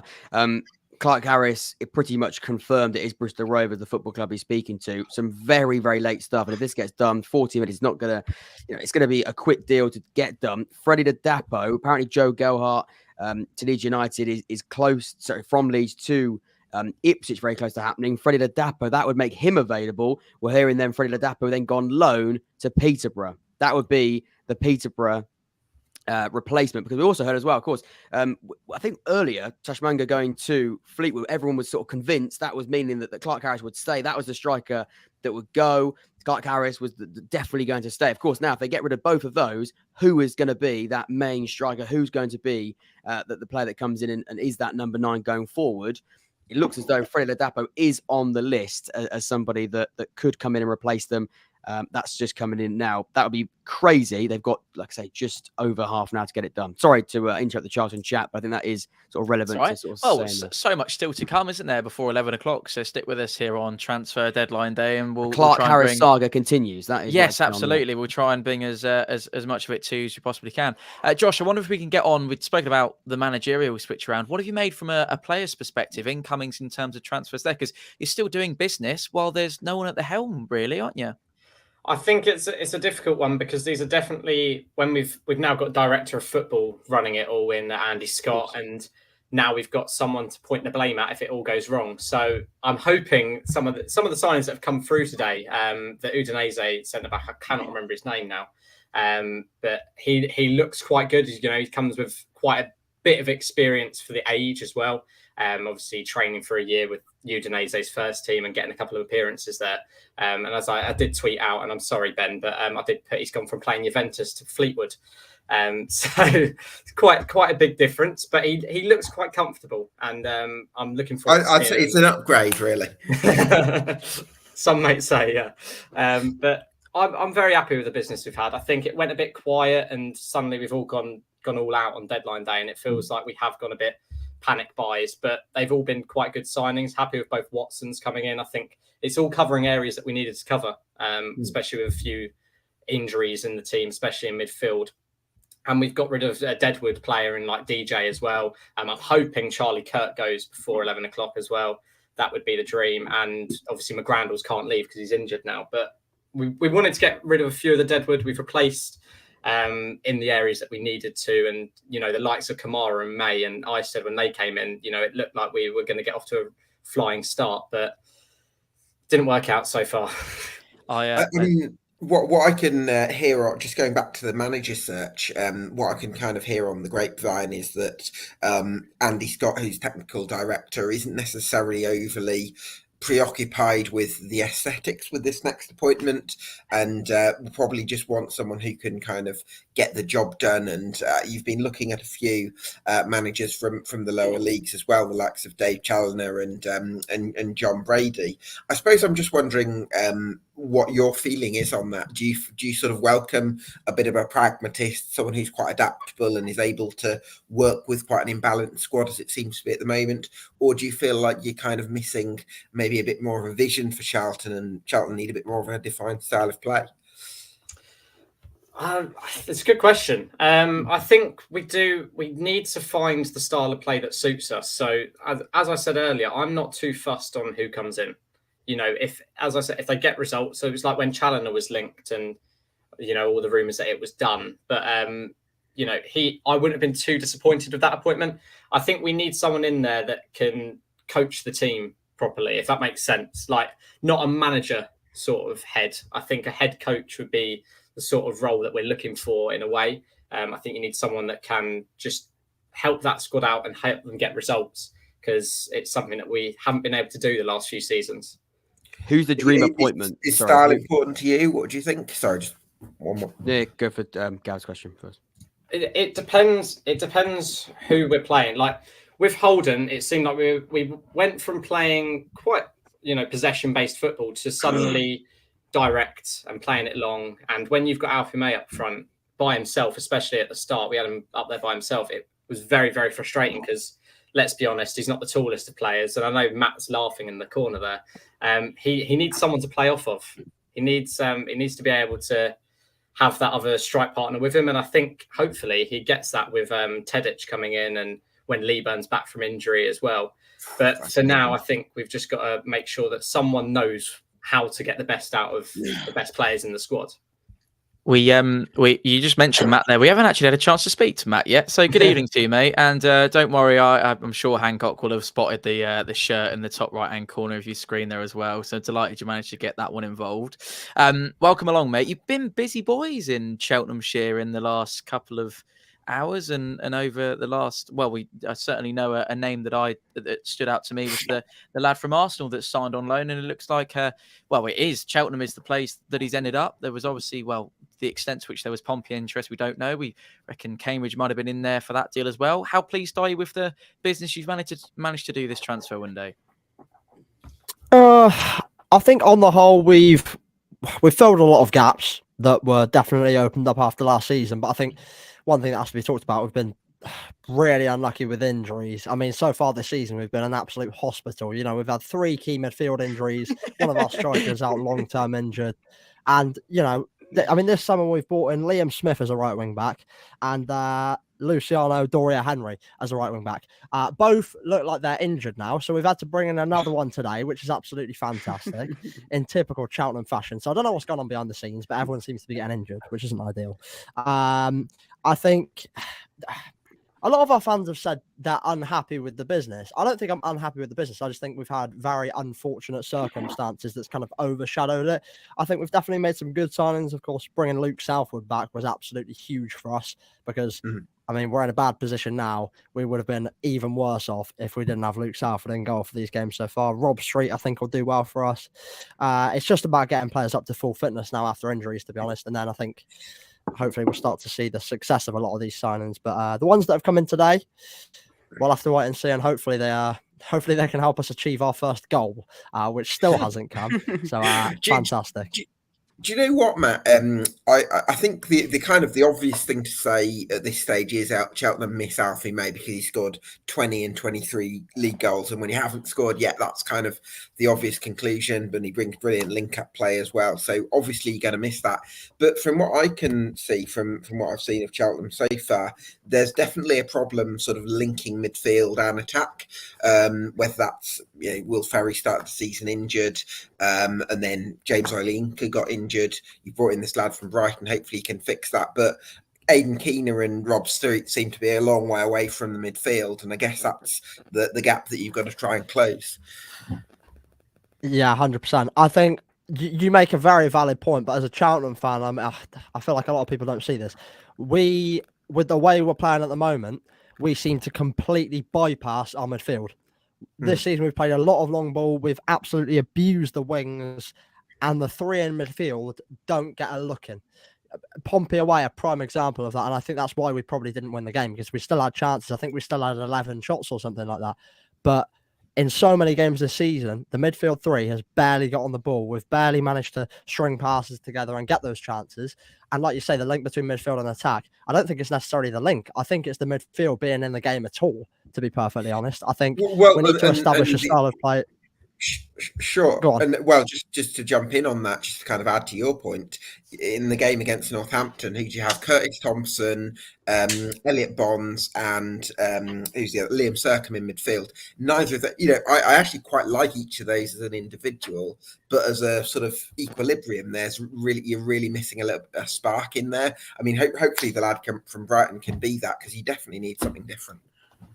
I'd like to say as well, bring in Nappers. Sorry, Matt, carry on. Sorry. No, go on. I was going to say... no, it's all right, go on. You lost Hancock, by the way. Yes, he's going to swap in for our new guest at past. Oh, I wanted to ask him one more question. It's all right, don't worry. Message him later, I'm sure he'll reply. I'll message him.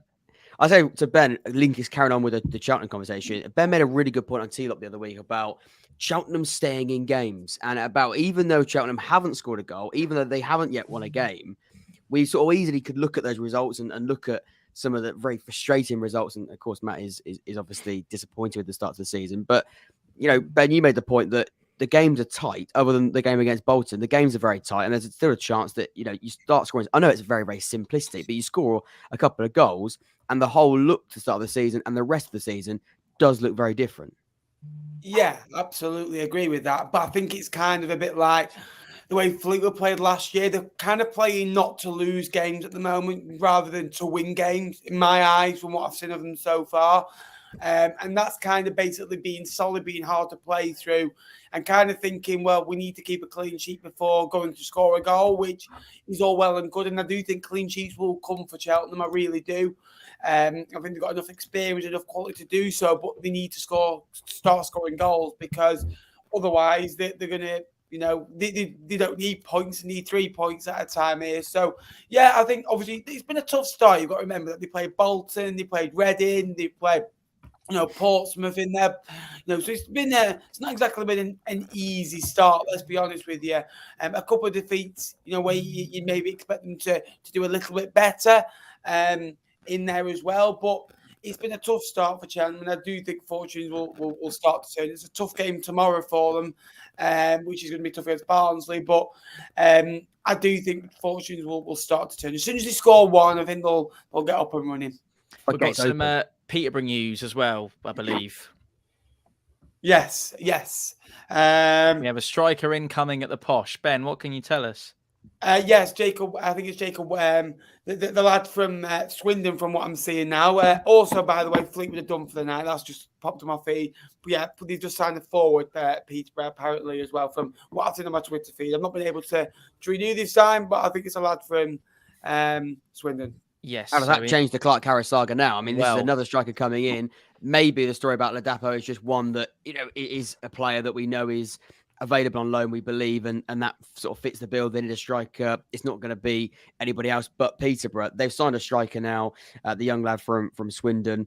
I'll be honest with you, I don't know a lot about him. We'll bring Gav on it in just a second. But does that sort of, is that the Jonson Clarke-Harris thing? Definitely, he's on his way out. That could be the lad that's just gone. Could be a red herring, couldn't it? Yeah, that could be anything. But it is a striker. Jacob remember, Posh have lost 2 strikers in today. We believe, or definitely one, potentially a second. This is only one through the door. Interested to see how that develops. Gav, can you tell us more about Jacob Wakeling? Yeah, he can play as an inside forward on the right, or he can play possibly down the middle. I think Peterborough do seem to be wanting to go for this sort of young and hungry approach this season. So Wakeling certainly fits into that. I think he's really quick, still a little bit raw. Didn't have a perfect season last year at Swindon by any means, but certainly did a lot of development.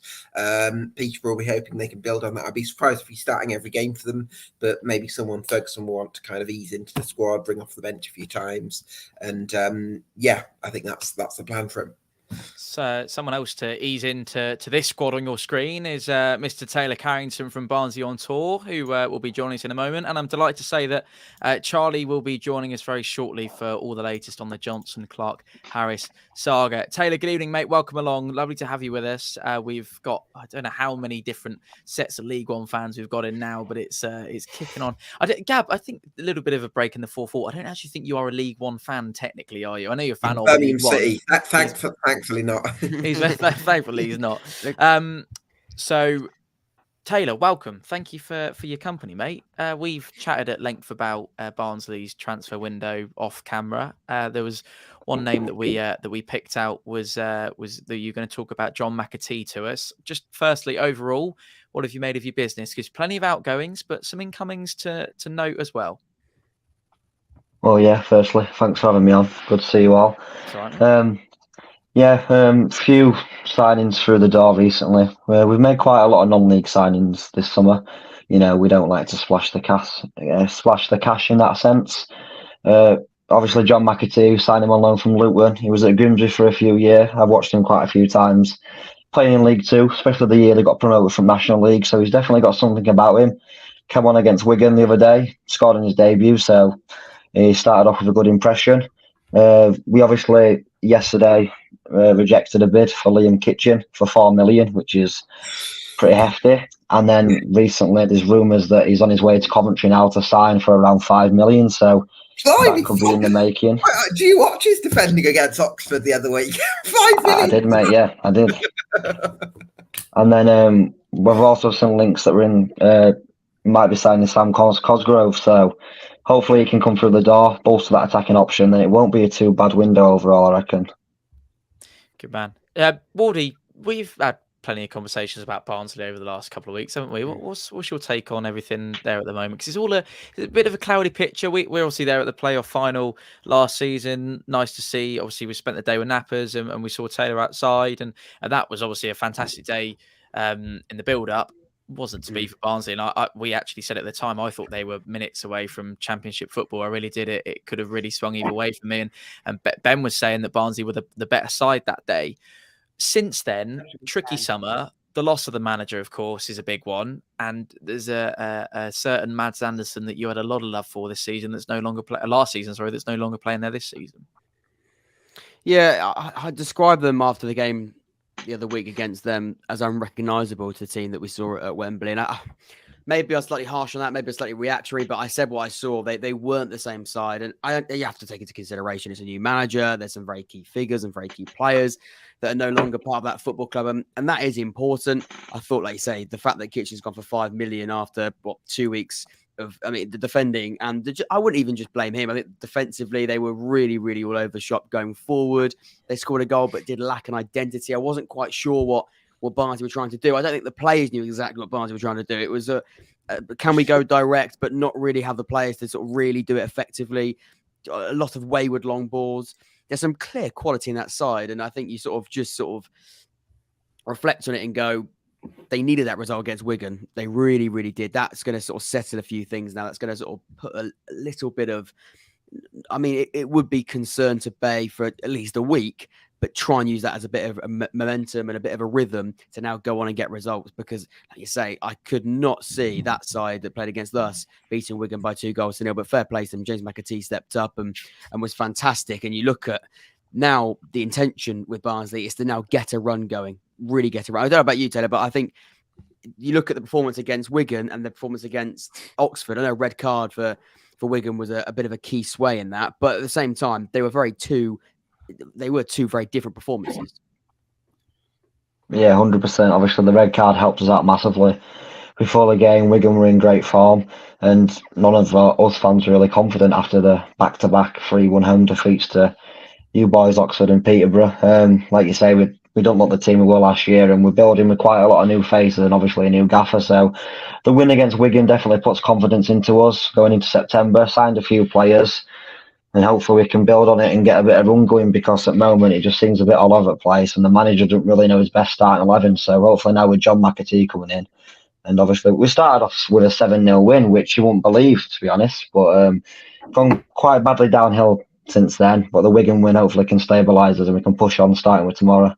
We jump back to a bit of Charlton news. Josh, I believe you have an incoming to tell us about, mate. I think it's Tedic. We haven't fully announced it yet. Oh, you haven't? It's not fully announced yet? It's just been who fancies a late night round of catchphrase then. So we're just waiting for the official Tedic. But from everything I've seen today, I'm assuming it'll be Tedic coming in. Okay, lovely. That's good to see. Ben, are we reckon that Fleetwood is done for the night, or are we still sitting here? I think so. Maybe not. The media guy, I like to tease. He just put a picture of his food up on Twitter, which is, kind of made me hungry. And I'm not hungry actually, but no, I think we're done for the night. Unless they're signing Patrick Berger on loan, I think we're done for the night. Good man. And Ben's got an early start in the morning. We're delighted he's still here with us. Just a little bit of Pompey-related news, if I may. Sorry to go back. Now, unlikely that yeah, I know it's there. It is. It's unlikely that Denver Hume will be leaving the football club now, according to Pompey News' Neil Allen. So, not too long left to go of the window, of course. And if I believe if it was to be done, it would have been done way before now, to be honest. And Denver Hume's perhaps just sitting tight. I believe, though, to get on to news that is actually happening, we do now have that announcement of Tedic, I believe. Great announcement video, by the way. Fantastic announcement video if you get a chance. It's the catchphrase, and then it's got Ted and someone doing an itch. Oh, nice. Like that. We'll take it. Adam, can I come back to you briefly, mate, if I may? Just on we had a bit of we'll call it a heated argument on T-Lop with regards to Paul Warne and his kind of situation at Derby County. I know you boys discuss it loads on your podcast, and you're probably sick to the back teeth of having to talk about it. But from mine, and I think it was mine and Wardy's point of view, I don't know where Napper stood on it, but I can't remember. But I know Jake was along the lines of it's not quite the right fit for Derby County, and I went big before the season to say that Paul Warne has got this group of players and he's these incomings that you could literally roll off the tongue, and it is literally the ideal League One transfer window in my eyes, at least. Where is the Derby County fan base on Paul Warne right now? Because it's obviously not been the start that you would have wanted.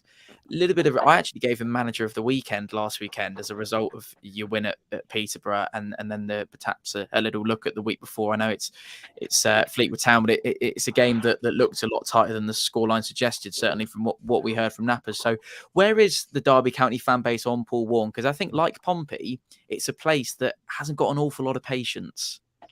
Oh no, certainly not. Certainly not at all. After the first couple of match days, obviously losing to Wigan, had a decent pre-season, but I think Derby fans they're a little bit short-tempered when it came to them opening 2 games. And to be fair, understandably so, because we played so poorly and the new signings didn't really click when they'd looked like they were all right. Now, probably after that Peterborough game, that's the best Paul Warne football I've ever seen Derby County play since last season included too. The way he played against Peterborough was outstanding. But I think after this transfer, I think a lot of people are fairly content. Obviously, he signed some of his previous players, which you knew Paul Warne would do all day long. He likes players that he knows. And I think he's really gone for attitude over big names, which fair enough for me. I mean, if we play like we did against Peterborough, I don't think there's a game in this league that we can't really win. A big statement. You know what, though? I also feel like you mentioned that word attitude. I do sometimes feel as well with Paul Warne. He's so humble and he's so able to sort of be vulnerable and galvanise people. I think that can be a real strength in some situations. I think it was broadly at Rotherham. I think it can be a weakness sometimes as well, because I think when you're managing a club with a fan base that is as expectant as Derby County's and rather so, I do think that can maybe damage confidence a little bit, or I think it can frustrate people at times. So I think that's a double-edged sword, you know. I think maybe so, but then Martin Waghorn obviously scored a hat-trick. I don't even talk about Martin Waghorn even more than what I have done. But Martin Waghorn came out and said maybe he wouldn't have taken some of them opportunities. He wouldn't have if Paul Warren hadn't put the confidence in him. I mean, this is Martin Waghorn's second spell at Derby. I can tell you he's not the same player than what he was in the first spell. We had him in the Championship, I think. Yeah, but it's League One. It's a different level, isn't it? It is League One, but Martin Waghorn was struggling in the Championship for a while when he was there at the back end with us. I thought he missed countless opportunities in that final season with us to put balls in the back of the net, and he's come back. And Martin Waghorn wasn't pulling off those sort of finishes that he was when he was with us in the Championship. And he looked very cool, calm and collected in front of goal. And I mean, what player gets signed off a testimonial match and then scores a hat-trick? That's got to be a first for something. Absolutely. We have got Charlie to come in and join us, and I think it's maybe a really nice place to end the stream, actually, in terms of the ongoing story. With Ben, we've got some Port Vale news by the sounds of it. Yes, Loft. He looks to be going to Port Vale, looks to be having a medical right now. Just seen that on twitter.com or x.com as it's known these days. I think that's a great signing for Port Vale. Obviously, there's been some news about outgoings, obviously rumours about Ellis Harrison leaving the football club, but they're very stacked in that forward area now, Port Vale, aren't they? I'm really impressed with kind of the options they've got in that forward area. You know, your Wilsons, your Harrison. He's stayed another day, and now Ryan Loft, who I thought was impressive last year, at key times for them. So that obviously would fit the bill for Jonson Clarke-Harris going to Port Vale. This transfer merry-go-round carries on going, doesn't it? Absolutely. Gab, can I just say thank you so much for being so generous with your time tonight, mate. Really appreciate it. It's been fascinating. Can I do one more interesting thing? And I think we'll probably do this towards the end of the show. You've got several League One fans here tonight. I was wondering if we could maybe have a score prediction per game for each of our games this weekend before you go. So we'll go with Pompey Peterborough, and then we'll go for Charlton Fleetwood. This is trying to test my knowledge if I know which round of League One fixtures are on this weekend. Oxford Port Vale. We've got Oxford Port Vale. Let's start with those three, Gab, if you could quick fire the score predictions for us. So Pompey Peterborough. Sorry, can you repeat those? I thought there was someone. Pompey Peterborough this weekend, and then we've got Charlton Fleetwood, and then it's not Lincoln Oxford, is it? That's next weekend. Is it Port Vale, Ben? Jackson? Yeah, Port Vale, Oxford. Port Vale. So they got Port Vale. Okay, so who are Pompey playing? Peterborough. Peterborough. Okay, there we go. Right, so Pompey Peterborough. I'm going to say 2-0 to Pompey. Lovely. Port Vale, Oxford. Port Vale, sorry. Port Vale, Oxford. I think will be 1-1. And Charlton Fleetwood. Brilliant. And Charlton Fleetwood, I think it'll be the Jason Pearce effect as caretaker. I reckon they're going to win 2-0. Nice. That knocks out one of them. And, two of us, actually, Ben and Josh. Big one for you, Gab. Bolton Derby. 3-0 to Bolton. And then, would you believe it, Cheltenham against Barnsley. Again, another. So we've got two derbies in the transfer deadline day stream this evening. What are we going to go for? Are you going to upset Matt or upset Taylor, Gab? What are you going to go for? I think that'll be 3-1 to Barnsley. Okay, and we're going to score a goal! Yes! Oh my God, I love it. Excellent. Brilliant. Gav, it's been brilliant, mate. Thank you so much for all your insight and your conversation tonight. And thanks for being so generous with your time. Really appreciate it. Sorry as well. We've got some. Thank you very much, Gav. Thank you very much. Go on. I've got some breaking news. Where is Jake? Get Jake back on the phone. Michael Hornton, who is a writer, I believe, is a presenter, commentator for Lincoln. He's just tweeted, "Are you still up? Should be some news for you soon of an attacking. Soon for you, soon of an attack." Should be some news for you soon. You read that out brilliantly, Waldy. That was fantastically anyway, done. Michael Hornton, who is a Lincoln City correspondent, has said that apparently there is a Lincoln City, I guess, movement. I wouldn't want to say incoming because, as we know, just because you can stay up right to the end doesn't mean it's an incoming, as we learned harshly in January. But I can tell you that Jake may have, he said the dream signing was completely and utterly over. Well, potentially it's not. We've got 10 minutes, 12 minutes until the window. Now coming up to 11 minutes until the window does completely shut. But Lincoln City apparently still open. Sorry? Been confirmed, apparently. Lincoln City's have. No, but Clarke-Harris. And Is it? right on cue, the man that we wanted for just such a moment. No, it hasn't. Sorry. Come on, Ben. we don't chat. Debated by the chat. We can also do well. Peterborough as well. Peterborough chairman has officially confirmed that Ronnie Edwards, the very promising English centre-back, who's been wanted by West Ham, Crystal Palace, and everybody like that, he's 100% staying. So Ronnie Edwards, who's been linked to Premier League clubs and Championship clubs, is staying at Peterborough. That's confirmed now. But like I say, confirming, we need to stop being careful when we use these words, confirmed. But is Ronnie staying at the club? 100%. That's from the Peterborough owner. Right. So, just to clarify, we don't have Clarke-Harris news yet, Charlie. However, we are led to believe that that is something that is ongoing from a Bristol Rovers perspective. Put him aside for a moment, if you may. Elsewhere, business has been fantastic in your neck of the woods. Yeah, been very confident. Obviously, bit of a weird start. You know, we played pretty well against you. Should have beat Barnsley. If we had Clarke-Harris that game, he would have scored a hat-trick because Marquis should have had 3 or 4. He didn't. But yeah, overall, really happy. Some good loan signings. Ryan Woods the other day from Hull City, mainly been a Championship player. Bogart's come back to us. We had him last season. Matt Cox, England under-20 keeper, in on loan. You know, James Wilson on a free, won the league last year at Plymouth. Luke Thomas on a free. Giovanni Brown, I know there's the mad stuff about that, but, you know, as a player, he's quality. And yeah, there's plenty more. I can't really remember. We've made 12 signings so far. Charlie, I'm so sorry to cut across you, but we do have some news, and it's not going to be very happy for Taylor, I'm afraid. This is official. Last couple of seconds, Liam Kitching has joined Coventry City. I've just seen that flash up on the screen. So we'll be back with you in a moment, just for Jonson Clarke-Harris chat. But I'll just read the statement. Barnsley Football Club can confirm the departure of Liam Kitching to Coventry on a permanent deal for an undisclosed fee.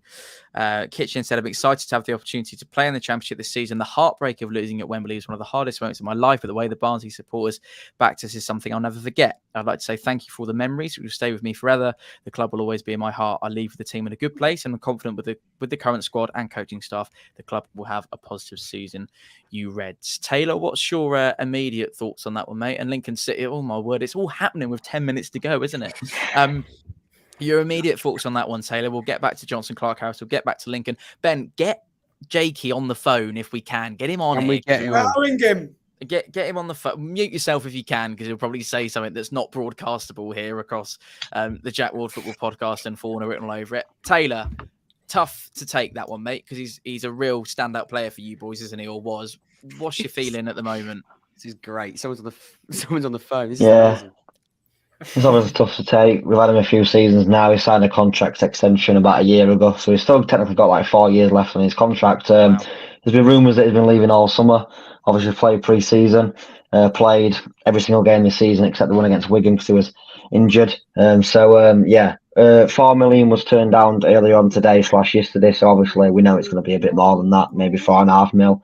Personally, it's a great fee, and I don't personally think he's worth anywhere near that, to be honest. He's a good player, but not anywhere near 5 mil, so I'll take it.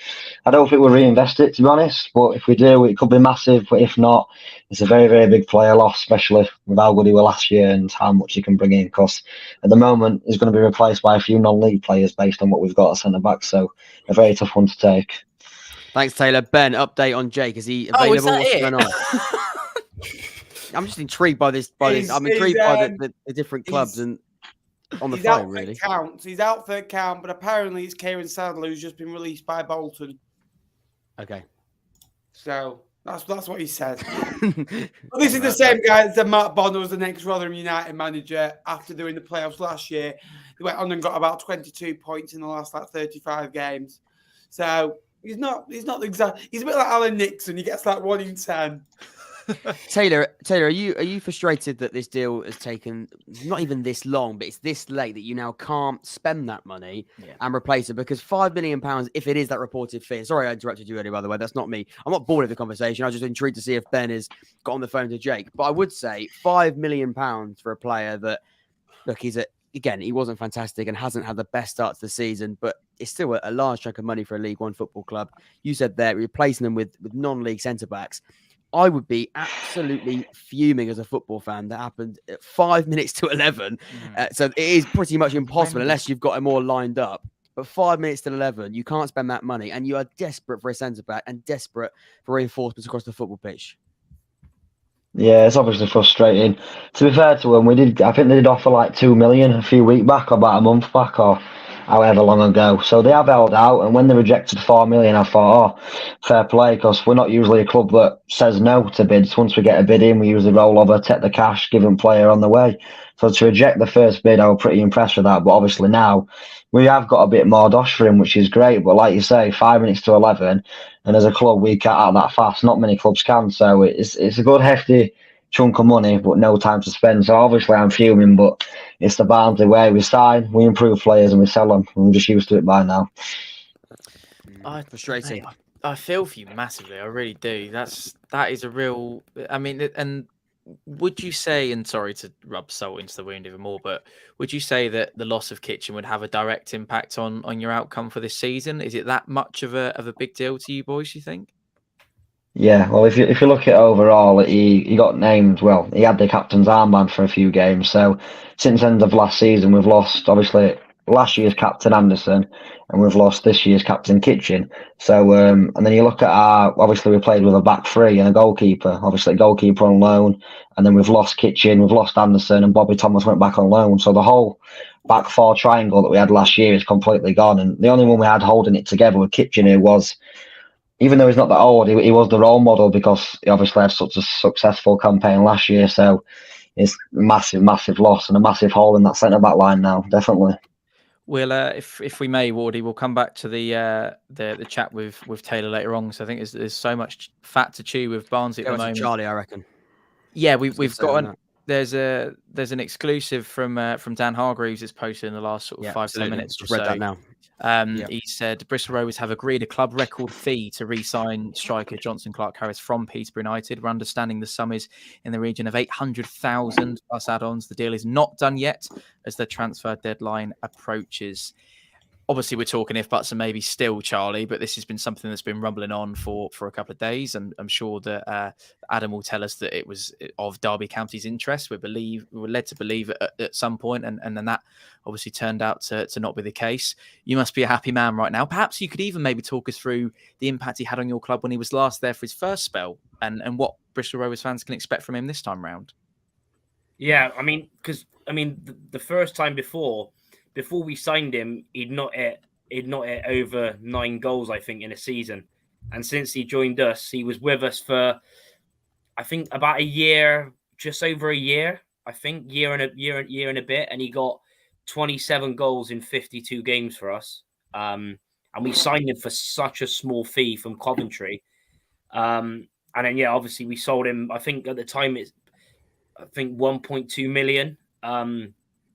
Maybe rising more, but like you just said, then it's to believed 800,000 plus. Obviously, we've got the sell-on clause in there, which was 20%. So I don't know if that has any impact. Apparently, they owed.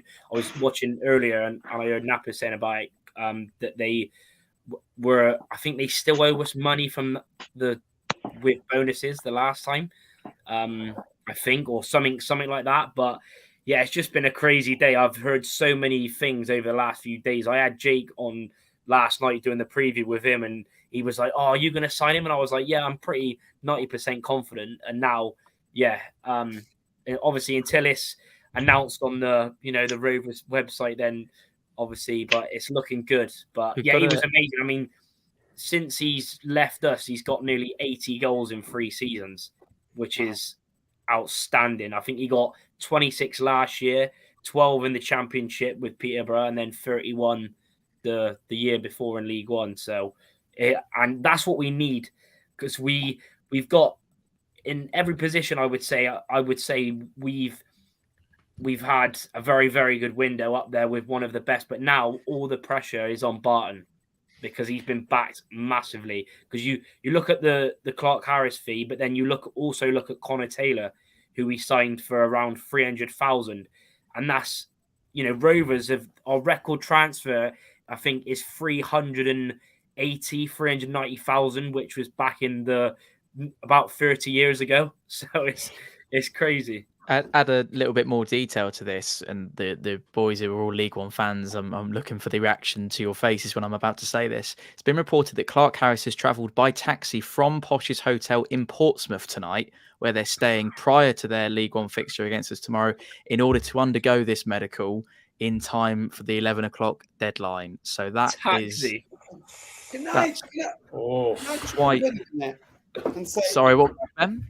So obviously, I get why he's gone to Bristol Rovers. I totally get that. But I look at, obviously, Derby County have sorted their striker issues, and you can keep saying, what about this football club? Why haven't you gone to this football club?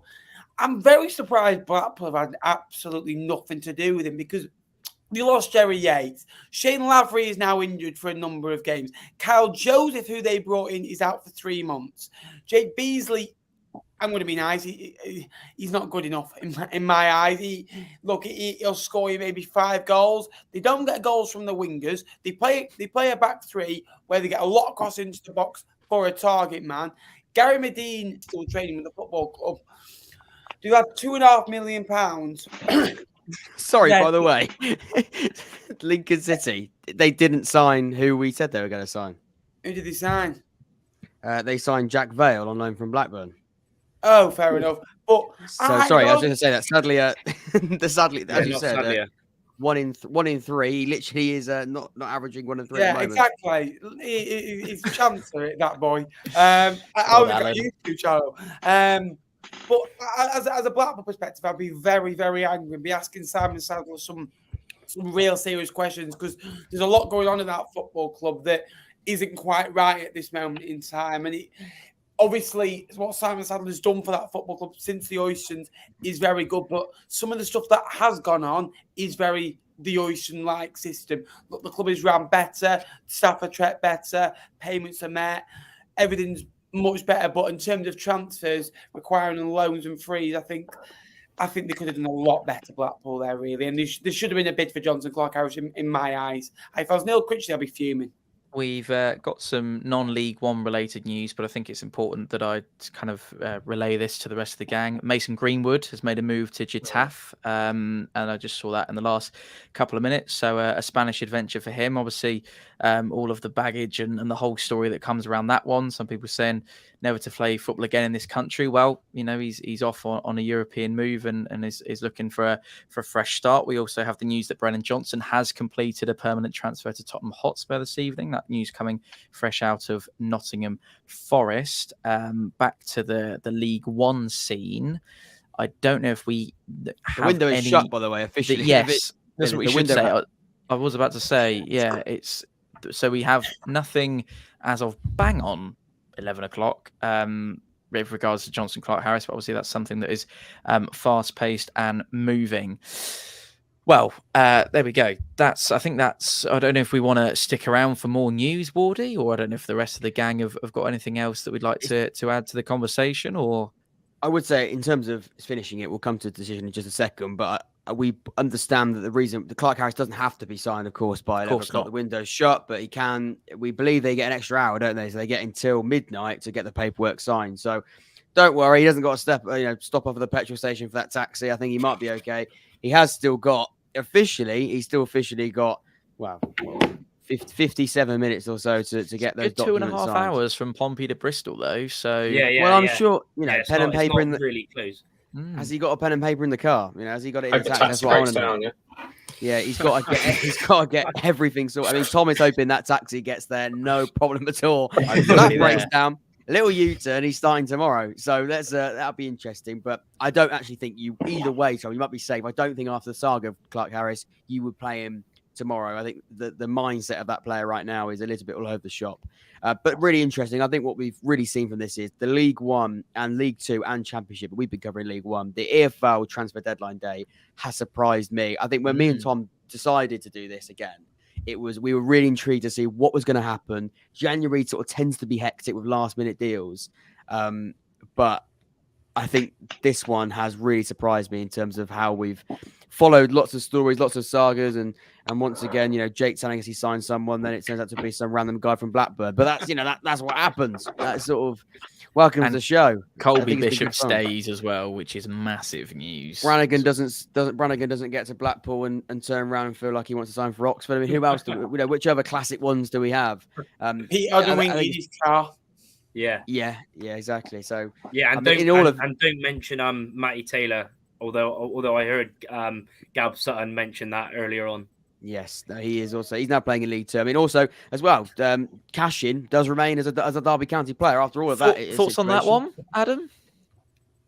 I mean, thank God, pretty much. Thankfully, but whether he's here when it comes to January and something's not been agreed, but very relieved, very relieved. Thank you, Matt, as well. Sorry to put in there. Matt has got some news for us. Cheltenham confirm a late signing. Yeah, we've bought in Joe Malcolm on loan from West Brom. Yeah, another centre forward as well. That's how down bad we are when it comes to goals. I'll be honest. I actually have nothing for you about this guy. I don't know anything about him. I haven't had time to do any research, but he's here, and hopefully he knows where the net is, because clearly the rest of our team don't. The more strikers you get, eventually you will score. That should be. Mate, it's Cheltenham Town Football Club, honestly.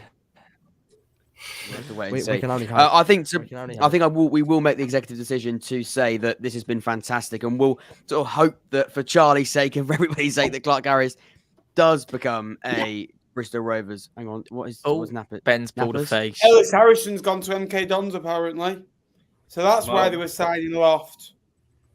Right, okay, so that's the Port Vale Ellis Harrison. It's a big loss, that. Yeah. Wow. I don't think they've come out of that well. I remember saying, just to say on Loft, if there's any Port Vale fans watching, he puts the graft in, but I would say his touch is appalling. So from Ellis Harrison, and I mean, they're both completely different players. Obviously, Ellis was at us, but he'd done pretty well for Port Vale. But that's when I knew Clarke-Harris was, he's not signed yet, but was going to sign, because we had to offload Loft, because we couldn't have Loft, Marquis, Collins, and Clarke-Harris. So that's why. But yeah, Loft, he's a decent player. He'll work hard, but his touch is one of the worst I've seen in football. There you go then. So if anyone's Can I just add one more thing? I know we all probably want to go, and we were going to do one more round the loop, I think. And we've still got 200 people watching, by the way, 7 minutes after the deadline, which is just very, very impressive. These 200 people, go to bed, guys. You've got better things to do. I was going to say, some of us have got to get up and go to Charlton in the morning, haven't we? So I cannot. No Lynch. Brilliant. Can't wait. All the cards. Before we get back around the group, we'll just have a closing word from everybody. I know it'd be interesting because we'll have kind of different perspectives on our own clubs' windows and maybe an overall view of the League One. As Wardy was just saying there, I think this is surprised me from the off, actually, as a League One window. I don't think I've seen, maybe I haven't looked into it as much in the past, but I don't think I've seen the movement, particularly in this division, over a course of a window quite like this. It's been absolutely remarkable, not just from a Pompey point of view. Oxford, obviously, loads to talk about. There's loads going on down at the Valley, of course, with Josh, and even Cheltenham. And no disrespect, Matty, but you've been busy boys, and I wasn't expecting that. So it's great to see. And obviously Bristol Rovers and Fleetwood even made a couple of signings as well, or at least one, and maybe even a couple more. And Derby that speaks for itself. One more thing I will say on Ellis Harrison, I actually remember saying in my League One predictions video that I'd want to be adding another striker to the already existing Ellis Harrison and look to build from there as a Port Vale fan, or if I was a Port Vale fan. Surprisingly, that's now gone completely the other way, which as I'm completely with Nappers on that Port Vale are I wouldn't want to jump the gun with it, but I would have thought there's a bit of a questionable one there. Jack, well, we'll come back to you last, I suppose, and we'll close the show. Adam, thank you so much for spending a little bit of time with us tonight, mate. Obviously, all things go at Derby County. Looking forward to coming to see you in a couple of weeks as well. After tomorrow, that'll be our next game because we don't have an international. We don't have a game because of the international break and a couple of call-ups. I don't know if you got one postponed next weekend as well. Yeah, we've got Northampton postponed, so Fine, obviously so after Bolton it is then Pompey. We'll be in League One next week. Yeah, we'll be fresh and ready to go. Your final thoughts on the Derby transfer window and League One as a whole, Adam? Pretty calm, pretty relaxed, but that could change if we lose at Bolton. Probably be pretty unhappy. But if we win, I'm absolutely fine with how we've been. Absolutely fine. Just depends how we do against Bolton. See how Sorry, staying with the Charlton chat. Josh, what is that you're saying in the? I've just seen a tweet from a Brighton journalist who is rated quite highly, saying there's a £3.6 million agreement between Brighton and Derby. Cashin would have been loaned back until January. Oh my God. That is Ryan Hardy. I mean, that is in the same breath he goes pretty calm. Wouldn't get too excited yet. He didn't know it. He just heard agreed, and his face just crumbled like Fleetwood defence on a weekly basis. Josh, can you tell us the name of the journo? Charlie or the Parker account? Turner. Oh no, ignore me. No, look Ignore at me. we've got the I found his earlier tweet. Toying with the. Yeah, you Gave me an heart attack. All right. Oh, I was about to say. I've read two different tweets there. Anyway, back to normality. That was a nice calm end to the window for you, yeah. That was amazing. Nappers laugh as well. Nappers, that was an evil laugh. Can I just say, by the way, that it's good to be in a position like Fleetwood where, bar Josh Hill, I'm not really bothered about any. Jack Marriott, you were crying about Jack Marriott. No. I was just wondering, I didn't want. It was just all the Oxford fans in my DMs going, he's coming. Your striker was like, and then I put the tweet out the other day of Scott Brown going, he's going nowhere. And I thought, if he leaves, my Twitter account will be absolutely spammed of EFL moments that led to unfortunate events. I was thinking, he can't go. And I was like, no, he's not going. My other thing was if Scott Brown gets sacked and then he gets, he might have got away with it then. But anyway, all of that's irrelevant. Window's closed. Charlie, any closing thoughts, mate? Obviously ongoing for you. We're not quite done yet, hopefully, from a Bristol Rovers perspective.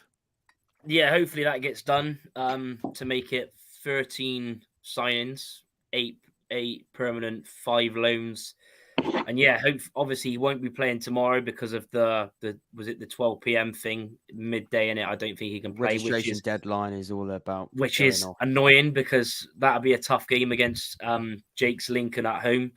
Especially after the last 2 shambles against Cambridge and Wickham. But yeah, we'll see. And then we got Cheltenham in the Pizza Cup on Tuesday, but again, same no game against Reading next week because of 3 international call-ups for us. So JCH. Hopefully it gets done, and we can announce promotion. Wow. Logan said, brilliant stream, guys. Thanks for the birthday shout. I'll see you tomorrow, Tom. Looking forward to it. Sue, our favourite Sue, said, fantastic stream as always. Great mix of guests. More T-Lop live, please. Sue, your wishes are command. We'll get more T-Lop lives organised. Queen of T-Lop, of course. For you, the Queen of T-Lop. Taylor's probably the least happy man on the stream right now, mate. It's been great to spend some time with you tonight. Put it this way, a little bit of positive news. I'm coming to see you in a couple of weeks. So how does that sound? Yeah, that makes up for the shocking transfer window, I guess. He looks over the moon, right? You're not worth 5 million, though, are you? You're not worth 5 million. Some would say more. Some would say more than 5 mil. Maybe. We'll have to wait and see. Any closing words, mate? What would you? Well, it's probably a bad question to ask, isn't it? Announce League 2 tour. That's what I'm saying. Don't say that. To be honest with you, I don't really know what to say to that. So there's nothing you can say. Yeah, we should say as well. 7-0 on the opening day. That wasn't too long ago, was it? That's still something to. Or am I? That was false hope, mate. Okay, we've broken a Barnsley fan. I'm glad we've done that. I mean, that is... sorry about that. You broke me about a month ago, lad. Don't worry. In fact, when we first started doing T-Lop, that was Ben all done. That was it, wasn't it? He was gone. Matty, you're a more happy man, mate, and I'm sure you're looking forward to the next couple of weeks now, looking to see some new faces bedding into your team and score some goals. Well, we can hope it's going to be more positive, can't we? I think we've brought in the right faces to do so. But then again, I'm a Charlton Town fan. I'm used to players absolutely flopping here. And I mean, this season so far has been nothing but a flop. But hey, we live in hope, don't we? We live in hope, and hopefully these random young loanees that we've never seen before are going to turn into club legends, and we can sing E-I-E-I-E-I-O instead of we're going down, because that's what it definitely feels like at the moment. That's fantastic. And Josh will keep a keen eye on the Danny. Oh, and he's just gone. What a way to bow out of the show. Mic drop. That's it. Oh no, he's back. There he is. Josh, other than the Danny Cowling news, which we'll keep an eye on, or Michael Appleton or Lee Bowyer, whoever it ends up being, good window for Charlton. Anything to finally add, mate, before we go? Just hope we finish a bit better than mid-table mediocrity again. That's the only thing, and hopefully these new signings kick on. And I think, I keep saying hopefully these guys aren't just panic buys on the last day, and because we need these areas filled in. And I think by the looks of things, they're not. So I'm hoping that we can get going after tomorrow. Ben, I know you've got an early start in the morning, mate, so I won't keep you for too much longer. But thank you so much for being with us. Ben's been literally with us from minute one, and we're now 3 hours and 15 in. So you're a legend, mate, as you know, and I can't wait to film the T-Lot with you over the weekend. Oh, looking forward to it, as always. Obviously, not about the result, but looking forward to it. And hopefully it's not a 9 o'clock job this week. But yeah, again, looking forward to it going into the international break as well, because what is it, 10 games off in Sky Bet League One next week. So a bit of a break for I think all of us, or most of us at least, next week. Did we arrange a time for Sunday? We haven't, because it's Jake's show and they're always disorganised. With mine, they're all done by Wednesday, because I'm like, well, at least that. I still don't know which games we're doing. Yeah, we don't know what games we're doing. We don't know what time we're recording, and I don't think he even knows he's hosting. Other than that, should be a good episode on Monday. We'll find out. Absolutely. If there is one, then that's it. We shouldn't have this meeting now, should we? It's the usual. I'll finish up, and then Wardy can end the show, seeing as I started it. Thank you to you boys for all being with us. It's been fantastic. It's been great to hear whole spectrum of League One views, and to the boys that came on earlier. Gab played a massive part in this tonight. Hancock was fantastic. Obviously, my Pompey mates from earlier on, as brilliant as they are as always. Wardy, it's been amazing to share the screen with you as always, mate. Good fun tonight. Thank you to everyone. If you joined us from the very start, you're all absolute heroes. I don't know how you've done it, because we've barely done it. So if you're at home watching, then congratulations to you. But on minute 3 hours 16 and 3 hours 17, thank you for joining us. And Wardy, you have the closing word, mate. Thank you all very much. I think we've had a great conversation. So many guests. Thank you everybody that's tuned in. Guests, viewers. I mean, we've had a great time. Had a great laugh. When we said we're doing it again, we said it had to be just as good as last time. We had so much fun. We brought it back, and I think, the last word I would say is see you January. That's what I'll say on that. See you January, because there could be a lot of where will we all be in January? Hopefully we'll all still be in League One. We can say that, but it'll be sort of which situation in League One. Anybody, good night. Good luck tomorrow, unless you are a Port Vale fan. Safe travels, everybody traveling to the away games. And we'll see you all very, very soon. Take care.